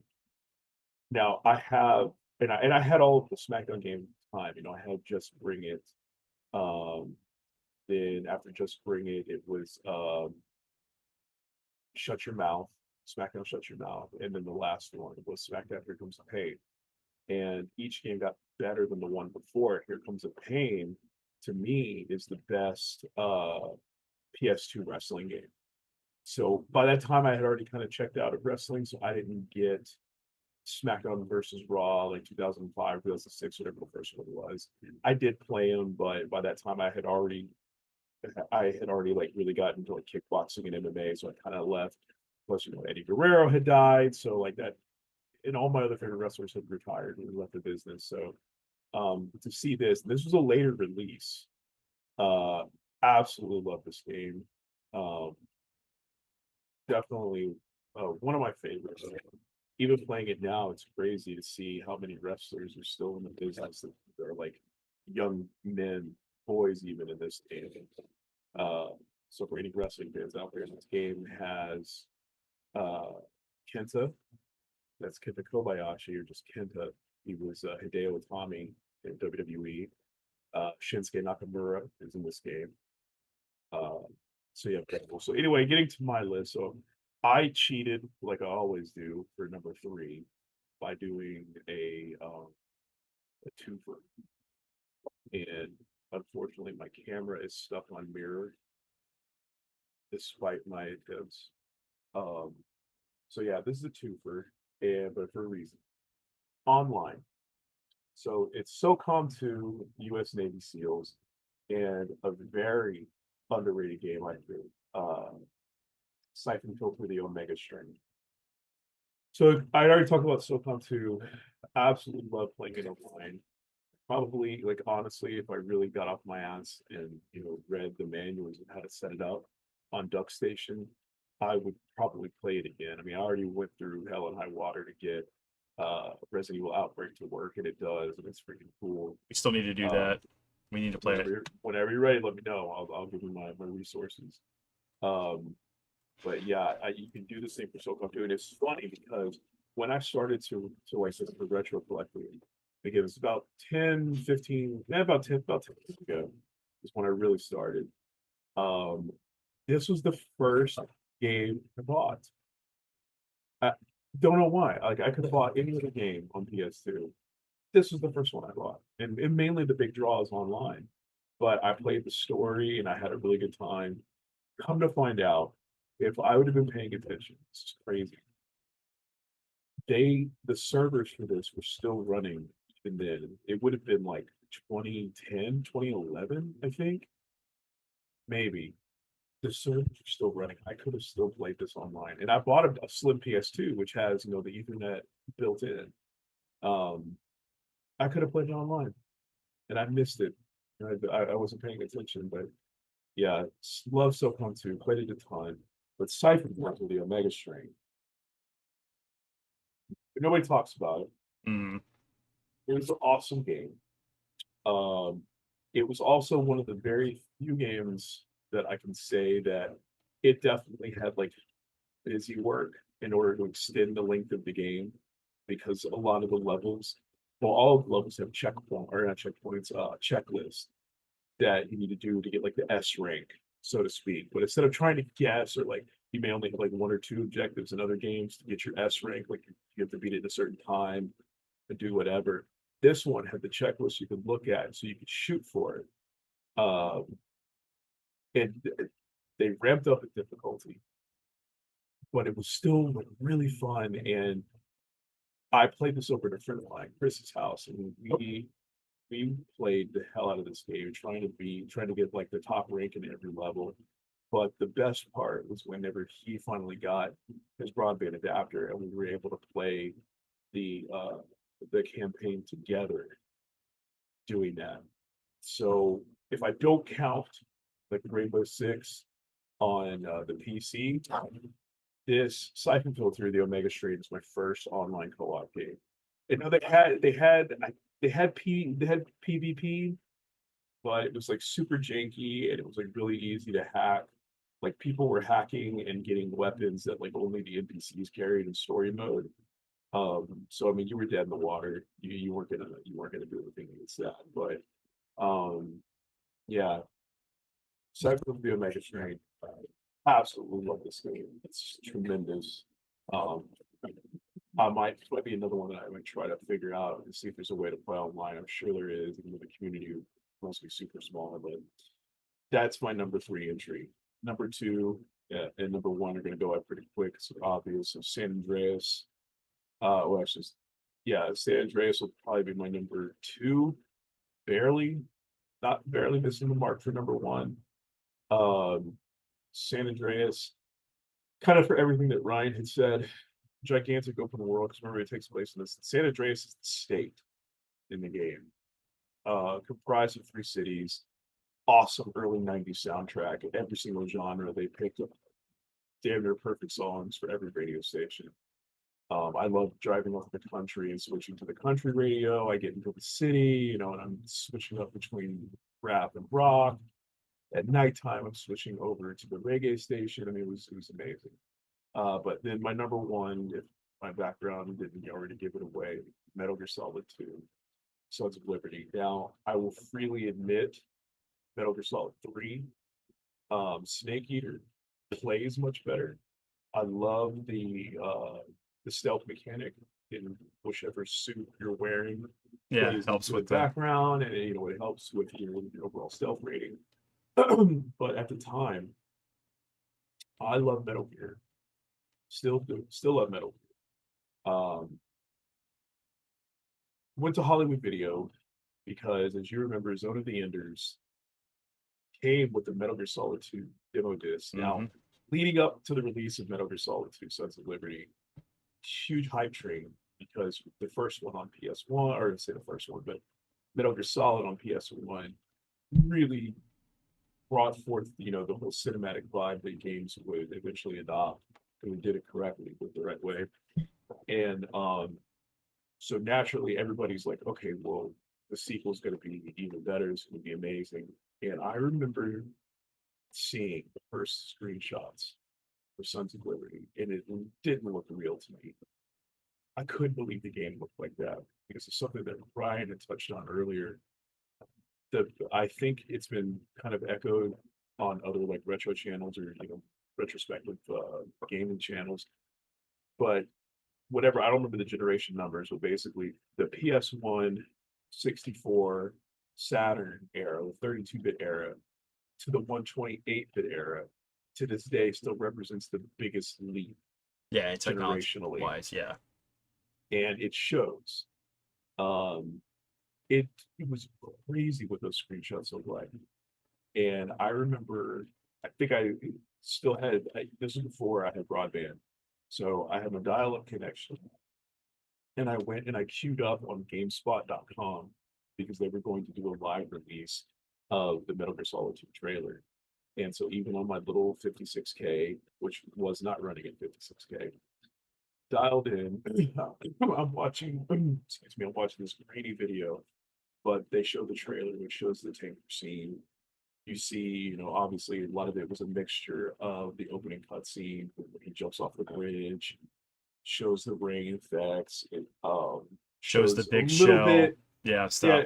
Yeah. Well, see, I don't remember them showing big or big. They shell. showed I a just- couple. They showed a couple scenes where we get the whole simulation. It was Snake, but it was Which like we don't know that at the time. Yeah, we didn't know that at the time, Ryan yeah. knows At the time. Mm. So I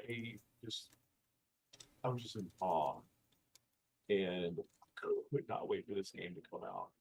So again, yes, even though Snake Eater played better, I might even go as far as saying it is the better game, because I know it also is the Metal Gear I've played the most.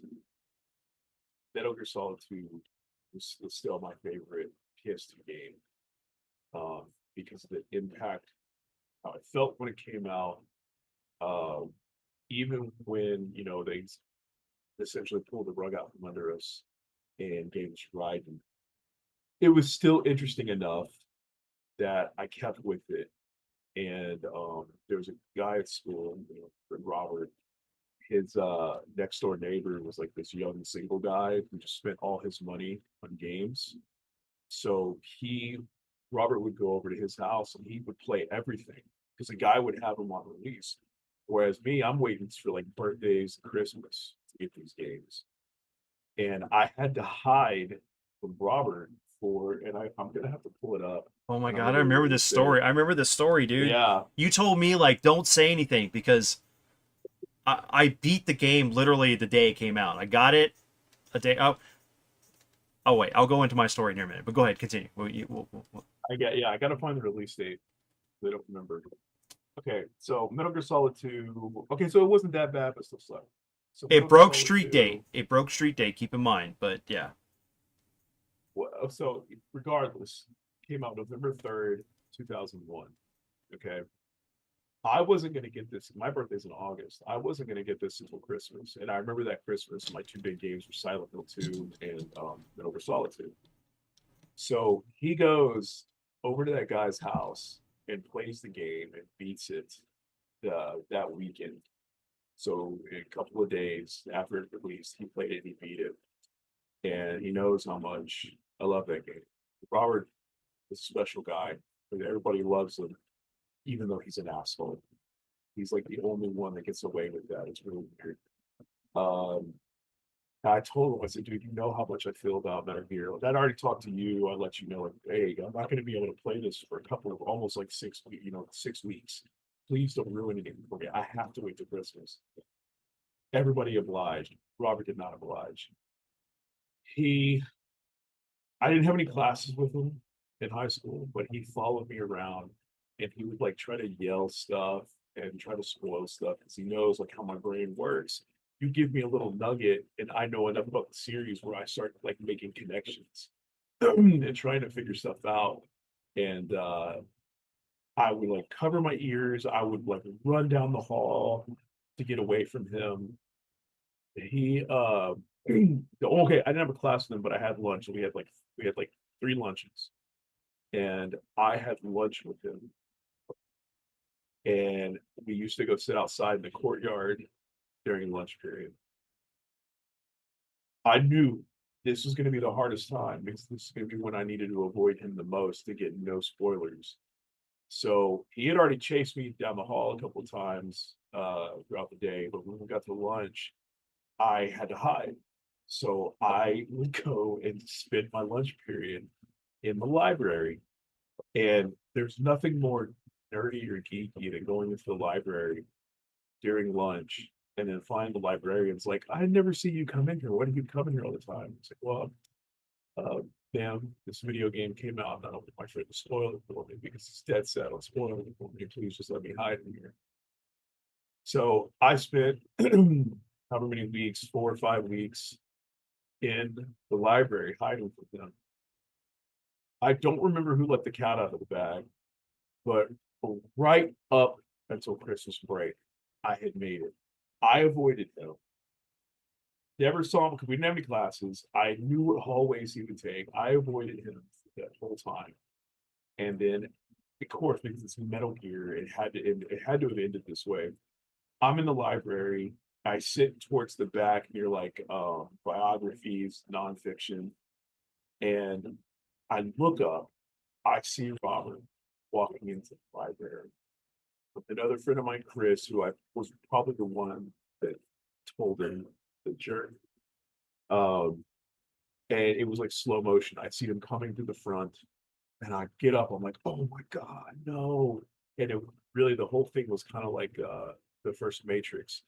Whenever the agents come to visit Neo at his job, and he's on the phone with Morpheus, and he's trying to like, go in between the cubicles, and he's like hiding at the same time. Like, of course, I'm by myself. I don't have a Morpheus with me, and I like grabbed my backpack. I hit the floor because they still have a ways until they get to me, but they're clearly looking for me. Somebody told him I had been hiding there the whole time. Because he's walking in, and he's like, they're all like kind of like looking like that. It was 3 people with him. I was like, son of a bitch, man. Who told him I was here? And like I was genuinely mad at this point. Like I wasn't gonna end our friendship, but I was gonna give him words. Like, this is ridiculous, dude. Like, next week is Christmas. I'm about to play it. So I go run and hide behind one of the bigger bookshelves. And they look and they look and they look, but they end up not coming to this particular one. And that would have been it for me. It would have been done. For whatever reason, they stopped before they got there. I was like, ugh. So I like I'm creeping out of the side. He's and I pulling Solid look, Snake on. and it's 100%. Of course, it had to be from Metal Gear. So I'm like, I look over on the side and I see them like walking out, and I'm like, yes, damn it. So I get my stuff because lunch is practically over, and I go and walk out. They're hiding. What? They're waiting for you. No, they weren't hiding. They weren't waiting. They go out from the library, and as they're walking down one of the halls, he got stopped because remember, he used to spike his hair, Yep. and he had his own personal Metal Gear, and trying to hide from the hall monitors and the resource teachers that would bust him, like, "Hey, you're not supposed to have spiky hair." So, in his attempt to get me, he actually got caught because he ran into one of them that was right there by the library. However, it worked against me because they stopped him right there. I come out of the library, I see him, and it was like something just in the universe. He just really slowly like turns, like he sensed me, and he saw me, and he's like, "You were in the library, you son of a bitch." And I see him, and I don't know if you remember, but there were doors, like double doors that led to the outside right there. Because I had just come in, because the library was like kind of outside of the school, then you come in through the double doors. I'm like, I'm just gonna turn around and go through the double doors. Right as I do that, he yells, "Olga is the ninja." What does that mean? What? Who's that? What does Olga is the ninja mean? So, and I don't remember what day it was, but that obviously stuck with me, whatever day. I don't know if it was in the middle of the week or the end of the week, but I do know that Christmas was the next week. Olga's the ninja. Olga's the ninja. Olga's the ninja. What do you mean ninja? Who's Olga? Was she the ninja in the first game? No, that was Great Fox. What does he mean by that? I gotta stop thinking. I gotta turn my brain off. Just so sure enough, I played a game, and that you encounter the ninja right there, and I'm like, oh, Yeah. Olga's the ninja. Should have beat his So- ass, man. I'm telling you, should have beat him. Yeah. So that saga. Yeah. Ryan, you back? He might still be making rounds. Okay. I'm back. Okay, so go ahead, list your last 2 picks for favorite games for PS2, and I'll list mine. Maybe Soul Calibur 3 would be up there. I really like the Soul Caliburs. And I was obsessed with Dead or Alive 3, but that was Xbox exclusive.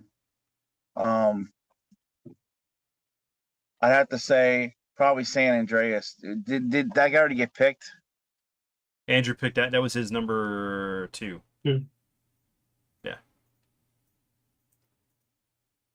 So I'd say those two. Okay. Soul Calibur 3 and San Andreas. Um. So I was just responding to Golden chat real quick. So just to piggyback off what he's talking about Metal Gear 2, he hated the first half at first because his skills were mainly based off Metal Gear 1, and then so it was like a lot of different changes and stuff in 2. And I don't know, I cuz I had played Metal Gear, you can ask Andrew. I played that game so much. So when 2 came out, I was ready to go. Um and I had played the demo a lot because of that Zone of the Enders demo. So I have to agree. Like, I have multiple different copies or versions of Metal Gear. I have the Essential Collection. So it's got a long box PS2 version of the PS1 Metal Gear Solid, and then 2 and 3, or 2 and 3. But 2 is my number one game as well. And Nice. because of the fact that, like, it was so hyped. It was like the reason why you got a PS2 was for Metal Gear 2. I remember I went with my dad. We had pre-ordered the game, and then we pre-ordered at Baybrook Mall. So, like, instead of doing the Pasadena Town Square Mall AB games, we went to the one in Baybrook Mall, and I remember sitting there hanging out with Richard, like, at some point in that night, and it literally, I get a call from EB saying, "Hey, Metal Gear 2 has broken street date. Do you want to come get your copy of the game?" And I was like, "You don't have to tell me twice." So me, him, and my dad drove up there, got the game, came home, and I literally played it from the moment I got back to the house and finished it that morning. Me and Richard stayed up playing that game, and our minds was blown how good this game was. I mean, the visuals, the details, like, and it was like mind blowing getting this whole thing because we had no experience other than sitting down and playing it. No outside sources to cheat to tell me, like Robert, hey, Olga's the ninja or this is that. So I had no clue that Raiden was gonna take over, and I generally liked Raiden. I thought it was cool what was going on. I liked the whole simulation of recreating the Shadow Moses event, and but related to this other thing to train somebody else to be the next Solid Snake, because the cloning process, that project, the terrible children. I'm not gonna butcher how to say it in French. That project was gone, so they weren't going to do any more cloning. So they were going to do what they were going to do is brainwash the next generation into being Solid Snake. They wouldn't have to worry about genetically altering them, but they feel that at least the Patriots and the government felt that they could manipulate someone into becoming that. I love the messaging of the game, the parts where you're going underwater with Raiden and escorting Emma to to get out of the blown up parts of the big shell, like the whole fight scene with Raiden at the end with all the Metal Gears, and then even like the whole thing of like they introduced the whole thing where you can hold up people with your gun and stuff and make them drop their dog tags, which is how you unlock special perks in the game and stuff instead of beating it at a certain time. Uh, it was the only game at the time, and I still haven't gone back to try to get the big boss rank on that game. I remember sitting down, and I think it was with me and you were talking about, Andrew, about trying to do the big boss rank, but it's when you get to Olga on the tanker, it's difficult to like get past her with the requirements that you need to do it. And because once you get to Raiden, things get a little bit easier, but you have to kind of go through the game to get the rank. And I just I don't know, but like the voice acting, all the little bitty nods to other things, like, oh my gosh, Snake is actually called Iroquois Bliskin, which is reference to Escape from New York, which we were a big John Carpenter fan. So it was mind blowing, this game. And then they took that engine and they remade Metal Gear Solid on the GameCube and gave us Twin Snakes. And they took up they ramped up the like fourth wall breaking moments in that game, which was hilarious. But it was cool being able to see some of the influences, the game mechanics and things that were utilized to remake Metal Gear. Which is sucks that we haven't gotten that ported over outside the GameCube, but there was just, and it's crazy because I bring this up. I know that we got the big switch with Raiden, but a lot of the development for the story and the direction the game went changed because of 9/11. Because if you play the demo, you got the image of the Twin Towers in the background and in New York when it's passing through, and they took that out. And Kojima said, if you ever look at any of some of the his interviews, even like the strategy guide with the interview with him, They changed the box art to it. yeah, they changed the box art, they changed the direction. There was actually much more that was going to happen in New York with Snake.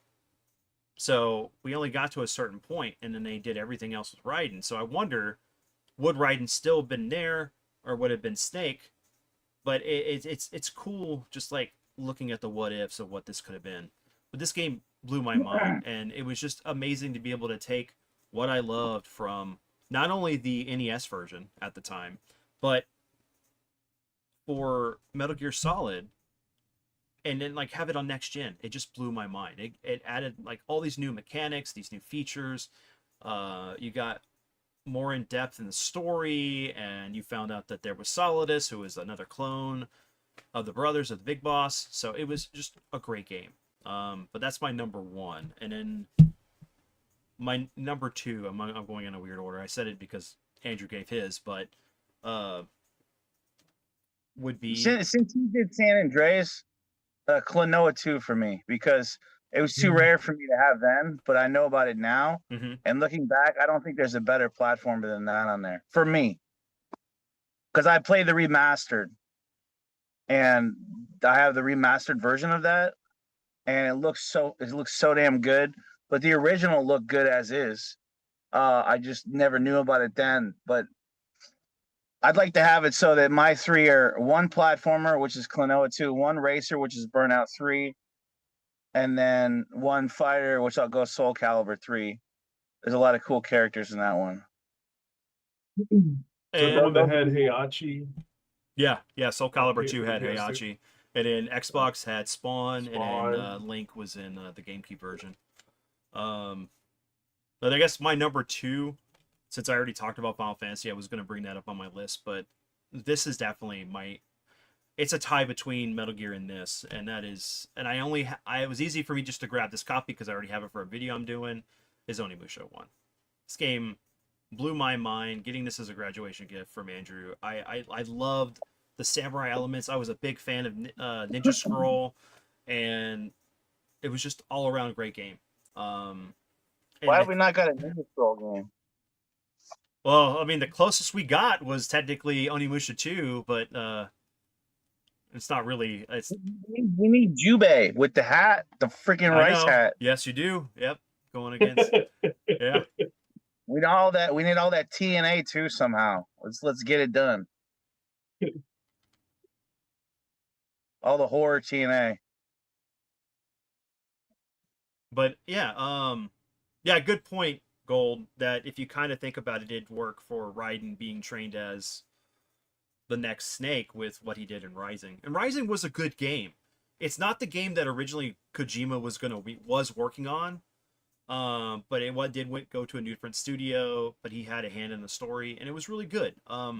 It just sucks that unfortunately we're not going to get another game with Snake because he's probably dead unless you did some kind of in between story or an alternate universe.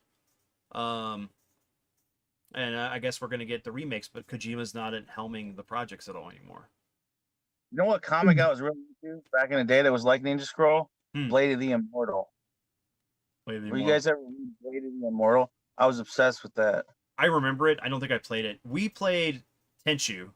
Tenchu was the shit. That was the game that me and Andrew played a lot. And then there was Ninja on the What did PS1 you as think well. of the What did you think of the 360 one? That was pretty mixed, the reviews on that one though.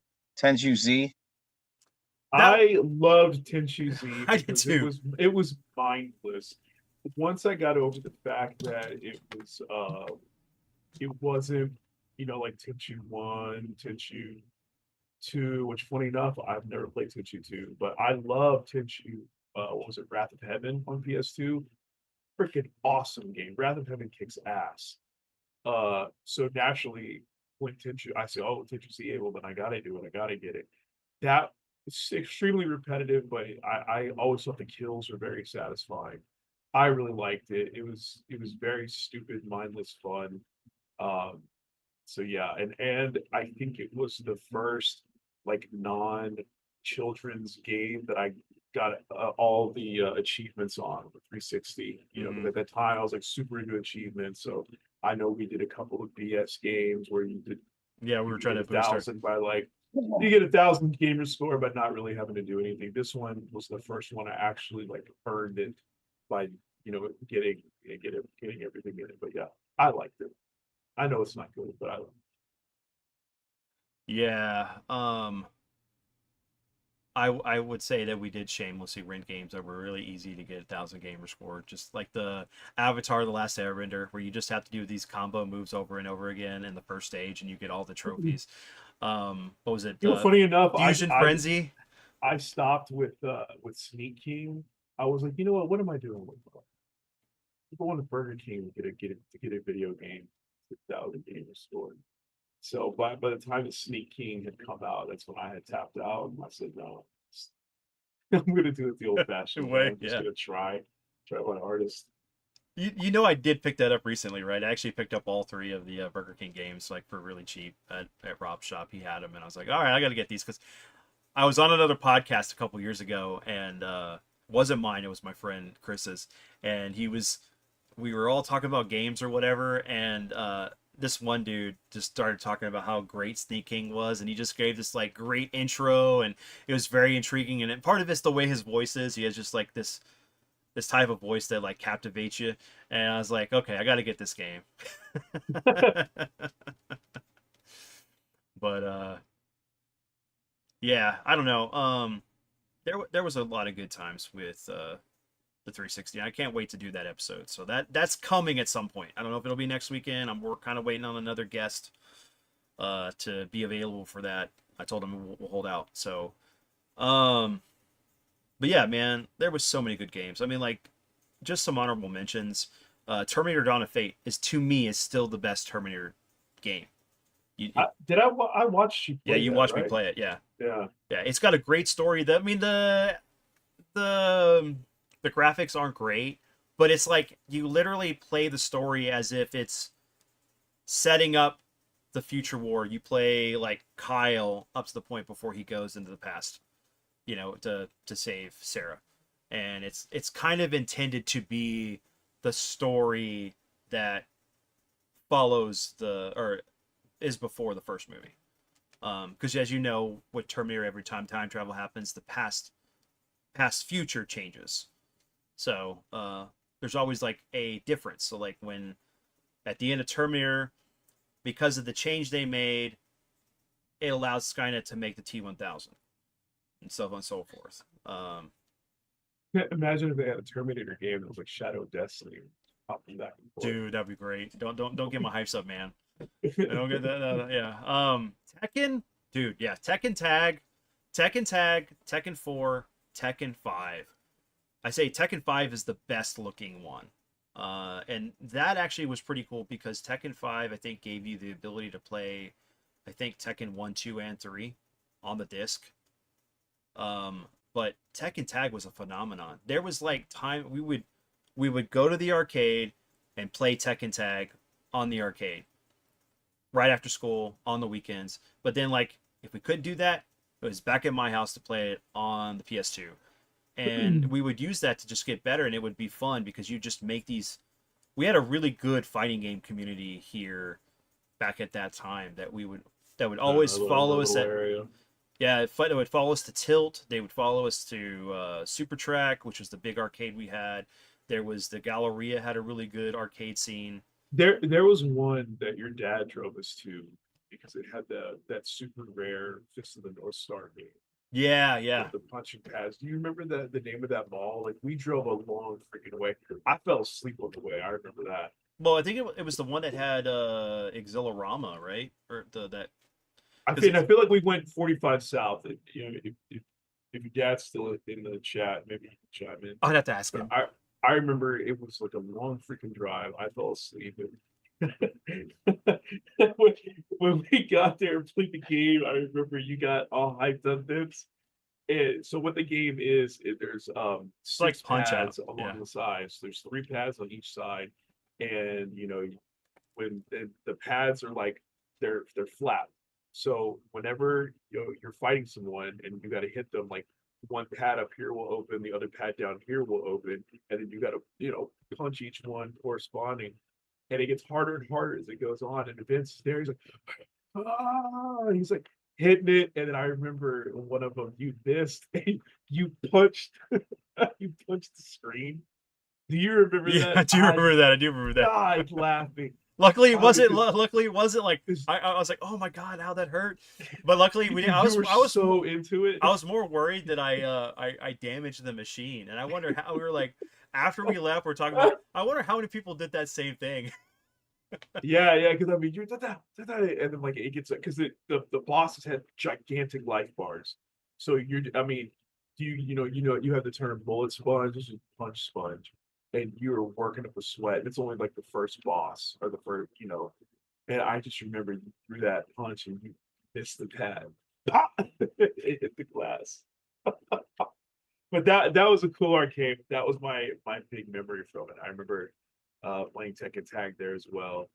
So I sucked at Marvel versus Capcom, but I was good at Tekken Tag tournaments. So I really, I was more drawn to that one.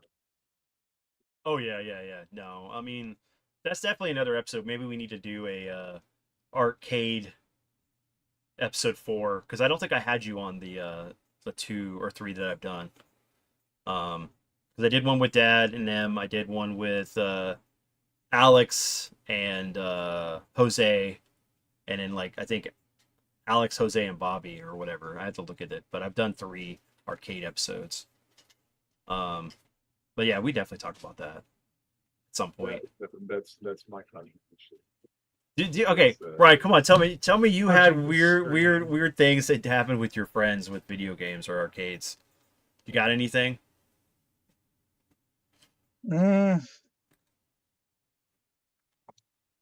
Well, it was more like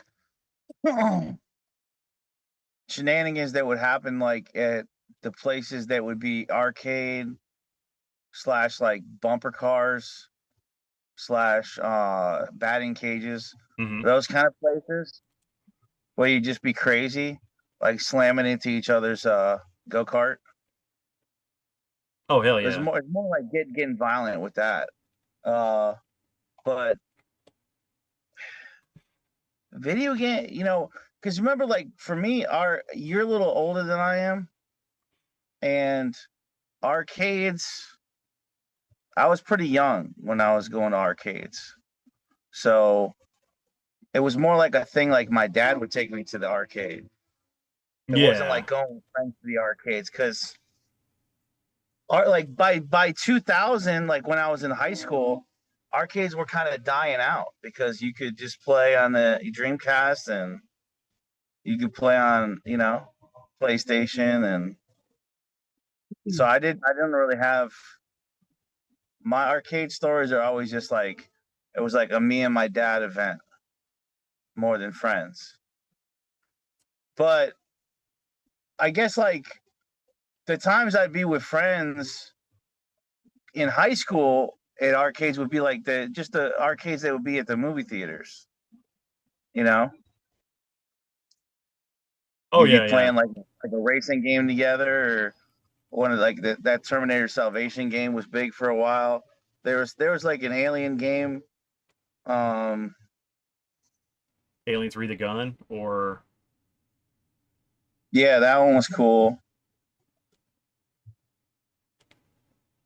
I'm foggy after like 2000, aren't you guys? Like, it's like that weird period when arcades started to die. Like, what the fuck was in the arcades from like 2000 to 2005? That's kind of uh, So there, Police 911 yeah, was please a big someone. one. That Hmm. I think it was a lot of shooter games. Police 911 was what game? huge. Police It's called 911 Police 911. by Konami. I don't remember that. So the gimmick for it was that you stood on a pad with like you couldn't move your feet, and you were surrounded by I guess like These proto sensors. Wii bars, Wii sensor bars, Yeah. like proto Wii sensor bars, and they would sense your movement. So you'd have your gun, and you would lean in and out of cover, and you pop out, take a shot, and you have to go like that. Kind of like Time Crisis. But So you like use your time whole cry, body. but you use your body. You actually move and duck under things and stuff, and the I have game no memory of follows you. It is I've fantastic, never dude. seen it. I'll have to send you some videos.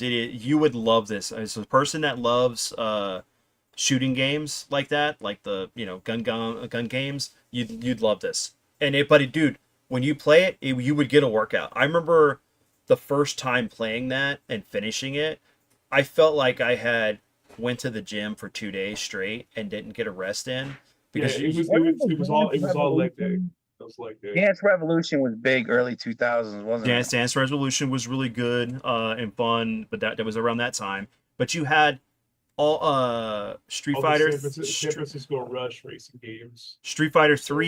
You had Tekken up to Tekken 5 was in the arcades at that time. There was a Street Fighter 4 machine. I only knew that because there was a game store in Pasadena Town Square Mall that actually had gotten it in. They had imported it from Japan, and that was pretty fun to play. But there was quite a bit of fighting games. I don't think there was many beat 'em ups because it was becoming like you either had motion games or you had fighting games, and then you had the random mixture of other stuff. It was still cool. I think part of what killed the arcades too was the price jump that a lot of games became like a buck as a minimum, $2 sometimes, Mhm. $3. Like Yeah, once Police 911 was $1. Yeah, it was $1. Yeah. I remember that started being just the minimum was at least $1, if not $2. You know, some games were Silent Dude, Scope was another one. 1 and 2 and yes. 3. Yep. No, there was a lot. I mean, man, we were still going to the arcades even after like Super Track closed, I think in 2006 or 2000. You know, the funny thing about that too is I remember seeing a graph that showed the decline of arcades in the US. And it was funny because I felt like it was the inverse, where it's like they were obviously super popular in the late 80s, early 90s, then like around 94, 95, you start seeing this like drop off. And it was like, man, especially by the time like I started to drive, or I had like friends who were a couple of years older than me, like you Vince, that could drive. It's like, man, that's when I started to go more to the arcades. Hmm. I mean, I would still play games at home, but you know, What having did that the chart look mobility like by to do it. 2000? What did the chart do?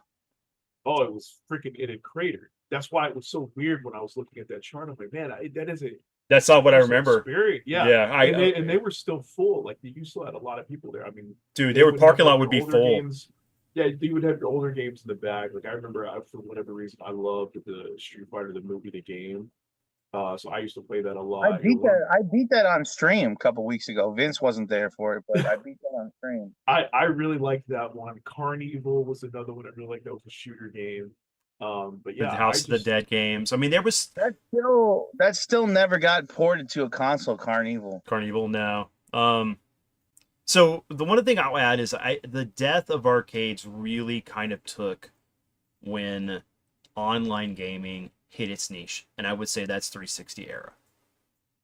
When Call of Duty was becoming big, because this wasn't the live service stuff. This was just the multiplayer online massive whatever. That's when things started to die. Because I think before arcades died, you started seeing a decline in the copy gaming shops or whatever, where there was like you go in and rent a couple hours on a PC or a console and stuff, and you could LAN play with your friends, but this place would host it. Um, that died out. Arcades started dying out. You have a certain niche of those places that are still around, but they don't have anywhere near the arcades that were coming in. So you had less and less people buying the new arcades that were being developed. Um, but I know that what was it? But like some of the amusement parks would still have arcades. You could go to like Astroworld at the time here, Six Flags. You would have an arcade area. There was, Disney has an arcade area. You'd still see maybe tilts in the mall. You can still probably see a tilt in the mall or some mom and pop arcades place. But a lot of that stuff was relegated to like if you were at the theater, you were waiting in line to go see your movie, and you'd play something. There were some really cool games that came out, but they weren't experienced in the arcade for me. You played them at a mall. I mean, at a theater, which is what you talked about, Ryan.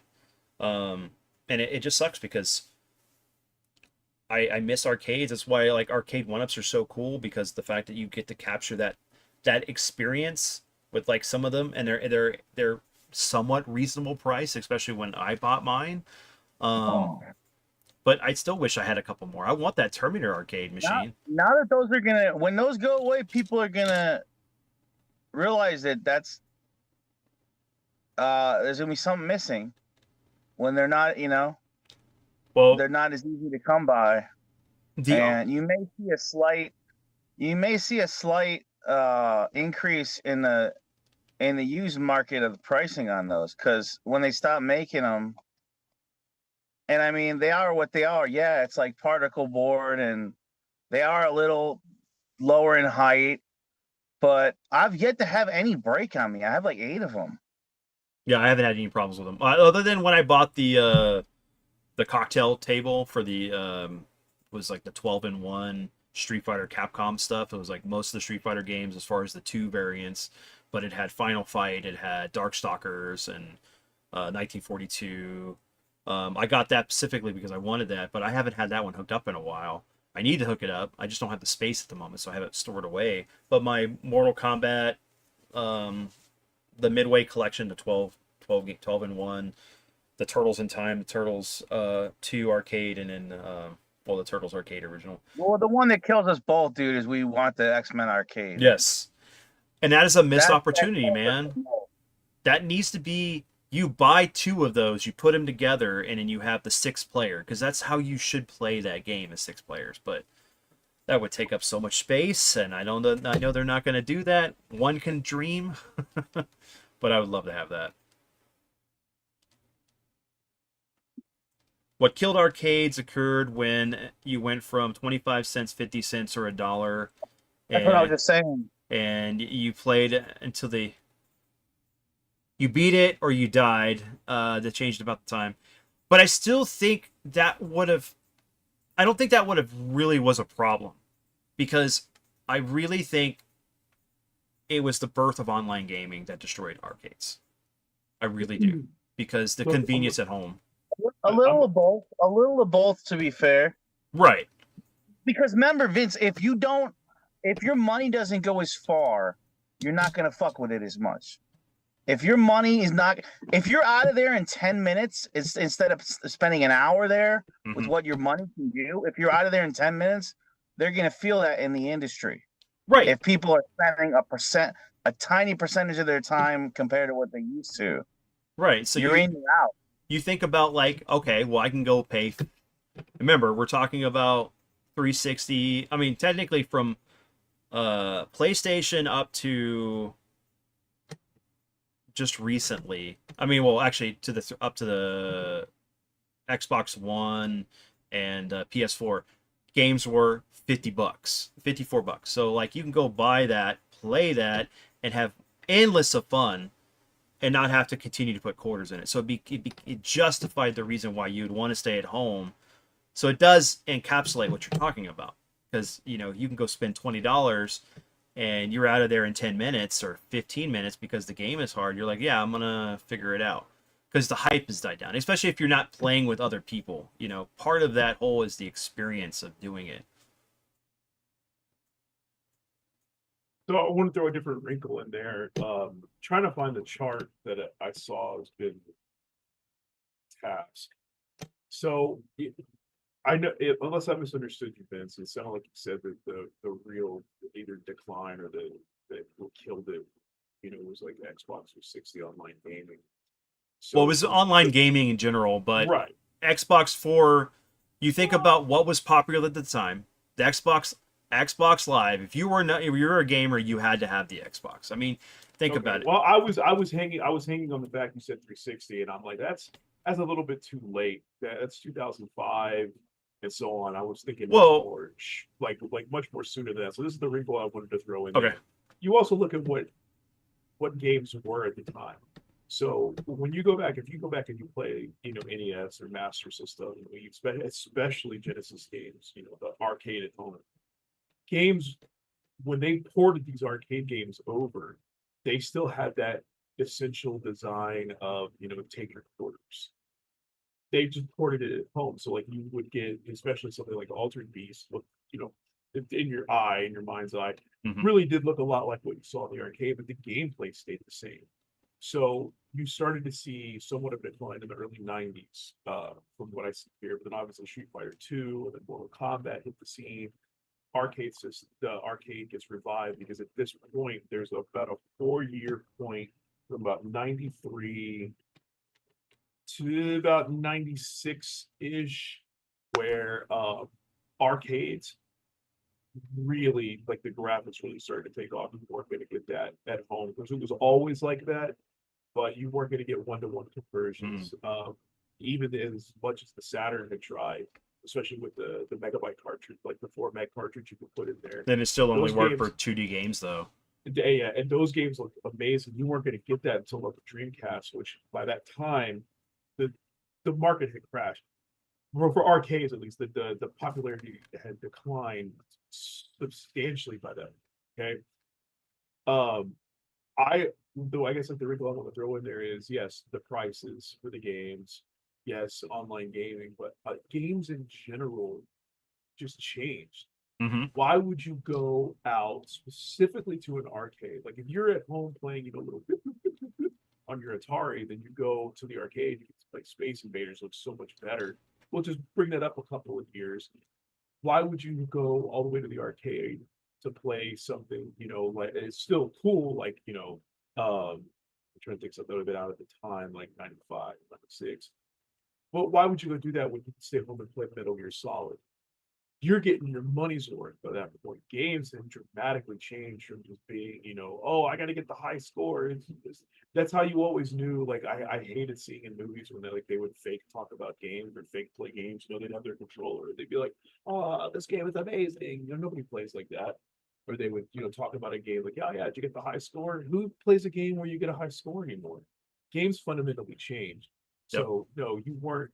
I think that really played a big part into why you saw the decline in popularity. Then by the time the online game came in, that was like probably the final nail in the coffin, really, because Yeah, and the reason why I say that is because, like, remember, I was going back and forth between the two. Yeah, we did. Yeah. There were games that even to this day, unless you get a unit, You're never gonna play it. Never. Police 911 at your house. And apparently, Recreate that. it was released in Japan. I don't know how it played. I don't know if they had a sensor that came with it or whatever. Let's say maybe for the Wii, Yeah. But Connect. I look at the fact that, like, arcades became either fighting game community driven, or it was those activity games, like DDR, Police 911, shooters. It changed dramatically. So if you weren't in the scene, like guys that were competitive, like we were, you couldn't even get on the machine to even play. Like you couldn't even just play it to play it because you want to just play through And arcade sometimes mode. people had to know you. Like if you went to go put your quarter up there, like you got next, there were some places where if they didn't know you, take a hike, get Yep. your quarter. Mm-hmm. We don't know you're not next because we don't want to waste our time. You'd have to build a rep, but that's a whole other Yeah, that's a whole other that's a thing. whole other story. But I look at it like this because the the dynamics of gaming changed with, and the reason why I say 360 because it was predominantly the 360, and this is, man, we're gonna get into this, and I don't want to say this for an episode, but that do live it. live arcade stuff, like the first that you'd be able to play online, all the features that 360 gave you was so much beyond what you could get in the arcade experience. So like I can create a community of my friends to play with, or I can meet new people, but I can kind of curtail my experience versus if I'm out in the wild, I never know who I'm going to run into. I don't want to deal with that. So that kind of moved people away. Maybe a lot of gamers aren't into fighting games, so they didn't want to go to the arcade. There's no point in going to the Yeah, arcade. well, that when- goes back to the Yeah. different style of games. And, Yeah. you know, to kind of circle back around to what Ryan had talked about, with one person would get a game, you get another one. That also would contribute to that too, because it's like, well, I can go play a game with my friend, or we can trade games. It's just different style of games that weren't going to get at the arcade that you're going to get more bang for your buck. I mean, looking at your dad, he said here in the chat, was a really good comment, but it was yeah, why pay $10 in quarters to beat a game that you can buy or rent and play as long as you want? Then your Mhm. friend could come over and play. Or if you bought the game, then you could hand it off to them, let them borrow it, and they would give you one too. Arcades, as awesome cool as they were always going to be doomed as long as console and PC caught up. And yeah, like Xbox Live on the OG Xbox, it worked. It was cool. It was still kind of clunky, but I think arcades are pretty much done by like the early 2000s. You like, even so, talk about Pasadena Town Square. The Tilt closed twice at that Yes, it at that did. location. They moved They locations too. closed it. They tried to bring it back, and then it just wasn't happening because people would go in, they drop like a quarter and just play for a little bit, get their ass kicked, and then they would leave. You weren't going to make any money. Why? You're going to go home and play Fortnite. You're going to go put hours into something like an RPG. There you go. You got to think too is like for a while we still had Blockbuster and Hollywood Video up until like what 2013, 2014. So even then that started even declining even more as things were easily accessed through online means, or there was other services that would just, you could guarantee to get a movie or a game faster than you would if you went to a Blockbuster or Hollywood. If there was such a thing as a game rental store that was completely detached from movies, I think that would have lasted a lot longer. I mean, you could kind of consider Redbox that. If you What about want. Gamefly? Gamefly. So no. I'm talking, well, Gamefly, yeah, but I'm like a brick and mortar building. Imagine a brick and mortar building like a Blockbuster or a Hollywood Video, but they're completely separated from movies. I think that would have outlasted movies because Netflix had come first. So yeah, Gamefly, you can still do that. And I Yeah. remember seeing the ads on TV or whatever, but especially once like streaming really took over. I mean, technically you can stream games now, your mileage may vary, but I think a brick and mortar straight up video game rental store, if there was a market for that, I think that would have lasted a couple of years longer than movies did. Maybe a lot longer. I think the PS3, 360, Xbox One, and PS4 would have been the perfect time for a brick and mortar. I mean, once they started moving into where the games are just an install. I was renting 360 games. Yeah. From Blockbuster before it closed. That was a very, very small window. That was back when you could literally get a game, pop it in, and just play. You didn't have to worry about a day one update or install because only part of the information is on the disc. And this goes to that whole thing that happened just yesterday and up into today. Well, it's almost 1 o'clock. Fixed now. Yeah, but the PlayStation issue where they literally could not tell us what was going on. You couldn't access some of your games. If it required some kind of verification check, you couldn't play anything. And even physical games. Yeah, even physical games. I was wrong. I got into an argument with a guy on X about it where he was like, yeah, it's ridiculous, yada yada. And I'm like, yeah, well, that's why physical media is king. And then he's like, no, not actually. And he sent me a picture and I was like, holy crap. Because again, yeah, like you said, the game, the disc might as well just be a license key. Yeah, they're It's DRM. checked in. Yeah. Mhm. on their server, then you can download the game, and the disc is really just the key. Yeah. This is okay, yeah, you own this one, you can go ahead and play. That's like, then physical. That's why the next generation of consoles are going to be discless. This is it. This is the last Yeah, generation. this is gonna be the last generation. And Nintendo- the worst thing about this is anybody who got a PlayStation Pro, like the optical drive, had to have a verification to work. So because you couldn't connect to verify it, you couldn't even play your physical games because that the Pro and certain versions of the Slim do not have an optical drive. And we're moving to this future, but no one's saying anything. Digital's great for certain points, but at certain aspects, situations like this, it could be just a takedown, some hacker group. This could have Well, I been mean, look at a server for us, issue. look at where we live. We get hit by hurricanes. Sometimes I mean, obviously restoring the power is key. That's first. But then like I have fiber here at the house. It usually maintains a really excellent uptime, but the structure of my neighborhood necessitates that they can't build a fiber line uh, in the ground. It has to be in the air. So when Beryl hit us, I remember I just happened to be looking out the window in the backyard. And I saw the branch come and snap my fiber line. And I was without internet for almost 2.5 weeks, well after power had been restored. But thankfully, uh, the games that at least on the Xbox, as long as I had the disc, even without internet, and They everything worked. was fully downloaded, it was okay. Well- I could play, and then obviously if I went back and played my retro games, totally fine.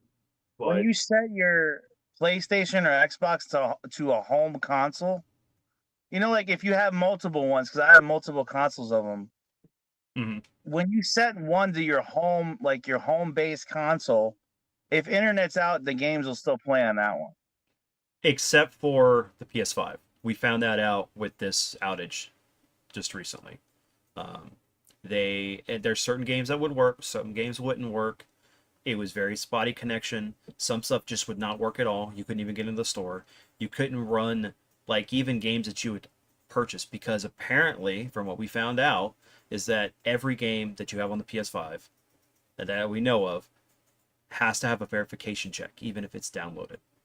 So, like they use the Fortnite example. So Fortnite, being free to play, even if you've never spent any money on Fortnite and you don't spend any money on PlayStation Plus, it still wouldn't work for you, even though you're, playing on Epic servers or whatever, because they can't communicate with PlayStation to say, okay, yeah, this guy's user ID, here he is.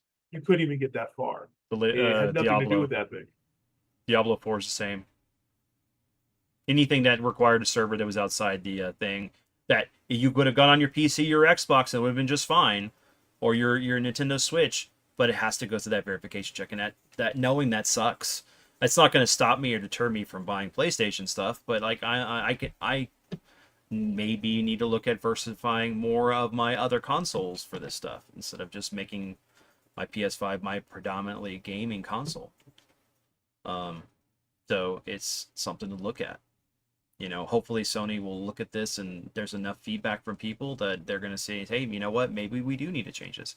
Because that's part of the problem too, is that How long is the network still down? no, it just got up like a couple hours ago. It was down for like 20 something hours or something like that. What was the cause of it? They haven't said.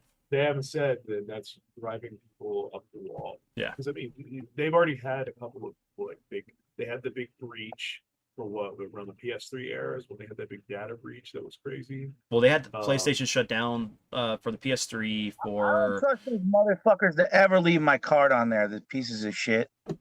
They get hacked so much, fucking Sony.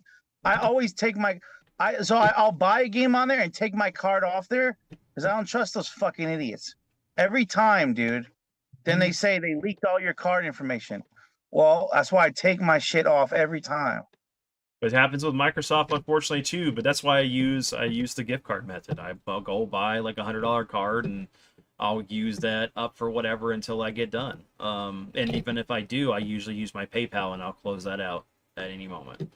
Because I have to have it where it has to use my thumbprint to verify certain things because it goes to my phone. Yeah, I like my particular credit card with Capital One because it has really good like anti-fraud measures and everything. Super easy to shut down from the app. I had it phished one time. I had used it at the downtown parking meter. I got fit or and I wasn't fishing, but I got skimmed at a downtown parking meter to watch a game, and immediately got an alert on my phone. I said no, this wasn't me. Which was probably standard amongst the other cards, but yeah, I don't. My debit card does not touch anything online. Yeah, anymore. It's all credit card. It's just much easier to protect myself with either that or PayPal. Yeah. That's a super valid point. It's like how many times is this going to happen with Sony or other companies? It's just like, Yeah, because it's only a matter of time that it could happen to Xbox. Xbox has had their problems. Nintendo's had their problems. I mean, it's not just relegated to one company. You know, we shouldn't just go hate on Sony for it, but still, Sony should be. Sony's had the biggest ones so Yes. far. I mean, Yep. they've had they've had the big class action lawsuits. I remember getting a check in 2003 or 2004 for Mhm. $1.50 for the discrete error. I enjoyed the class action lawsuit for that one. $1.50 they gave everybody. But yeah, like Yeah. once the settlement went through and they had to pay like You can't even buy a game with that. Hey, you Yeah, could buy so that- you could buy a Coke or maybe a Jumbo Jack, because So the way it works when you join the class action lawsuit and they found somebody liable or whatever and they had to pay, I don't know, let's just throw out a number, okay, we'll get it. Let's just say they had to pay $50 million. So for every single person, so you don't automatically get enrolled, you had to manually Yeah, you had to enroll manually do yourself in it. A couple of years after the thing had ended, the settlement had been paid. Then yeah, one day I go and I open up the mail and there is a check for like $1.50 for my share. With so many people had joined that one. Oh, that was interesting. That was fun. Well, but see, they have done good things though with the fact that like there was that outage. I don't know if it was the PS3 or PS4, and I think it was the PS4 where the network was completely down for almost 6 months. And they were trying to figure it out, and they got it fixed, and they reimbursed people with like they extended their membership, and then I think they gave them like some credit. It was down for 6 months. Yep, Yeah, you could still That's play the your game. You could look that up. That one's called the Sony hack, right? Yeah. They gave you they extended your Xbox, I mean your Xbox, but your PlayStation membership. If you had signed up for it, you got a free game, and then they ended up, I think, giving you credit. And depending on like certain things, other people got different random stuff. But it was basically you just got a free game, and I think the game I ended up choosing was Infamous 2 at the time, because it was like you could choose one of the games on Hey, their list. I think that's the one that I did Yeah. as well. So yeah, and so it would have been the PS3 that happened originally on, but it happened on the PS4 too. It's unfortunately with the technological age we live in, things are going to get hacked, and they're going to always go after the bigger fish in the pond, and it happens. So, but that one thing we didn't have to deal with on the PS2 was none of that. We just go get a game. The play it. PS2 was the first time I had to use a debit card. So for SOCOM 2, when they released their DLC expansion pack, it was some new maps. They were like, $5, and they had this whole thing set up within the game. So obviously, because Sony didn't have a front end system for their online play, it was dependent on the game and how much the developer wanted to build out their online service. So whenever you would log into SOCOM 2, they had a special area that was the downloadable maps. But you had to have the hard drive for it. And I was like, friend, I don't have that. And I wanted to play. I still remember one of the maps was called Bastion. My dumbass went and bought it. And it was like a hard drive not detected. So there went, my $5 that I'd spent on it. But they had a big problem with not hackers, I would say. It was like little kids or something was running amok. So you had to use your debit card as an age verification. And then you did that first. Then later on is where they had the maps that you could download and play on, which you needed to the hard drive. And that was the first. So going back to PS2 era, that was the first time I ever had to do that. my first online DLC that I bought that people played. They let me buy it before they told me I needed the hard drive. There might have been some fine print that I, skimmed over, but I was just so excited. Like, oh my gosh, you can do that now? Yeah.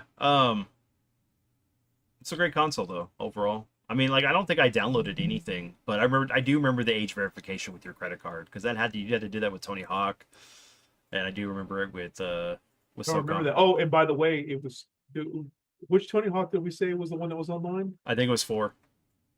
I have Tony Hawk 3. It's 3.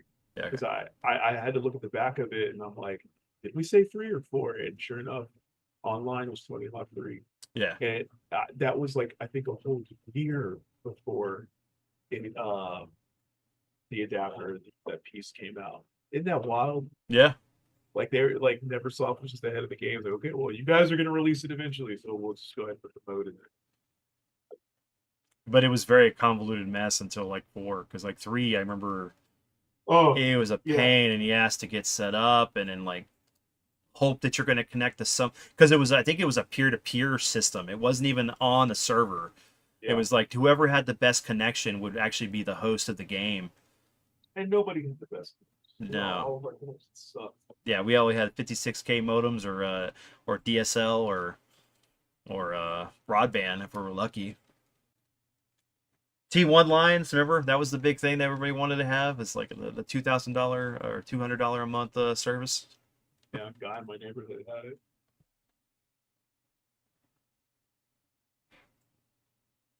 I mean, yeah, I think we're pretty good here. Yeah. Anything else you guys want to say about the PS2 before we wrap up?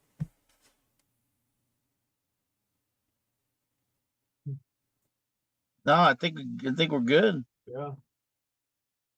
Okay. All right, guys. Well, thank you for joining me on this adventure talking about one of the best consoles, not ever, but it was definitely on the history of gaming. The PS2 was a fantastic system. Yeah,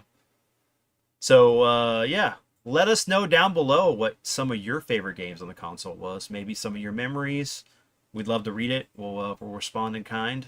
But we will catch you next episode. Hopefully. What do we want to? I mean, I can get you guys back. I know we need to do the 360 episode, but maybe we can do the Dreamcast. Probably have more to say about the 360 than I do anything. Yeah. Spoiler alert: I had made a video I didn't publish, but it was me talking and ranking my personal favorite consoles, what I think are the best ones of all time. Mm-hmm. The 360 topped it. Oh yeah, 360's on my list. I had a really good reason. It wasn't on my list, dude. It was number 1 for me. No, I had a really good reason why I put that at number 1 above something like a PlayStation 2 or a Super Nintendo. Yeah. Well, you're the reason why I got a 360 because I was still playing PS2 at the time. So we'll get into You remember that. what your first? Okay, before we go, do you remember what your first 360 name was? Because I do. Well, no, not 360. My Xbox original name, but when I got my 360, I had to change it. We talked about this. Oh, that's right, because you carried it over. You Yeah. had it on Halo 2 on OG Xbox. Yeah, and then I didn't Yeah. have the stuff, so I had to recreate my stuff. That was the reason why I Right. wasn't eligible for the 10-year anniversary 360 they did or whatever for the Xbox Live or whatever it was at the time that they were giving out. If you had been a member in a window, yeah, you got the badge, you got the system they would send you, and then like some other swag. But well, I mean, hold on though, but before we go, tell everybody what that first name was. Oh yeah, and I've talked about this already on multiple podcasts, but it was PS2. Come on, fanboy. PS2 is better. PS2 is better. That was my Xbox. I remember trying to play Halo 2 with Vince in my party because you would, there wasn't like private party, so to speak. No. You would party it with your guys, and then they would take like 3 or 4 of you, whatever, and throw you into the big lobby for the big Halo 2 lobby, and everybody's in there and they're saying all the racial slurs and right before the game starts, and we would get in there and every single time they would and zoom in on Vince's name. Oh, well, PS2 is better, asshole. Why don't you go play fucking PlayStation 2? And I'm always like, oh, every single It was time in the lobby. it was They great. It was a zeroed in on troll. him. And It was if great. if he got killed, they were teabagging him. I mean, you might as well have just worn a target on your back. Hey. With that name. I don't regret it at all. I enjoy it. But PS2 is exactly. oh, Hey man, times. to me it was. To me it was.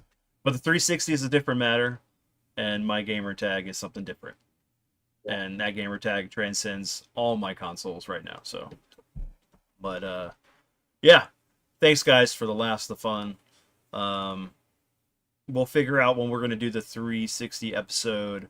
I might do for episode 113 have the guys back, my dad, Colin and David, because there's some stuff that just came out with Diamond Comics we want to talk about, the publishing and the distributor, well, the distributing company, and that's how that's going to impact the comic book industry and some other stuff. There's been some trailers for like the Fantastic Four and the new Jurassic World movie, and I think there's like actually one other trailer we want to talk about. So that might be pre-recorded because I don't know if I can get David or Colin on this late to talk about it live. But yeah, we'll get that out and then we'll let you know. So I know that you don't do anything on YouTube, Andrew, other than when you come up on here and stuff. So I'll have you on whenever we have another topic. Ryan, anything you want to plug before we run out?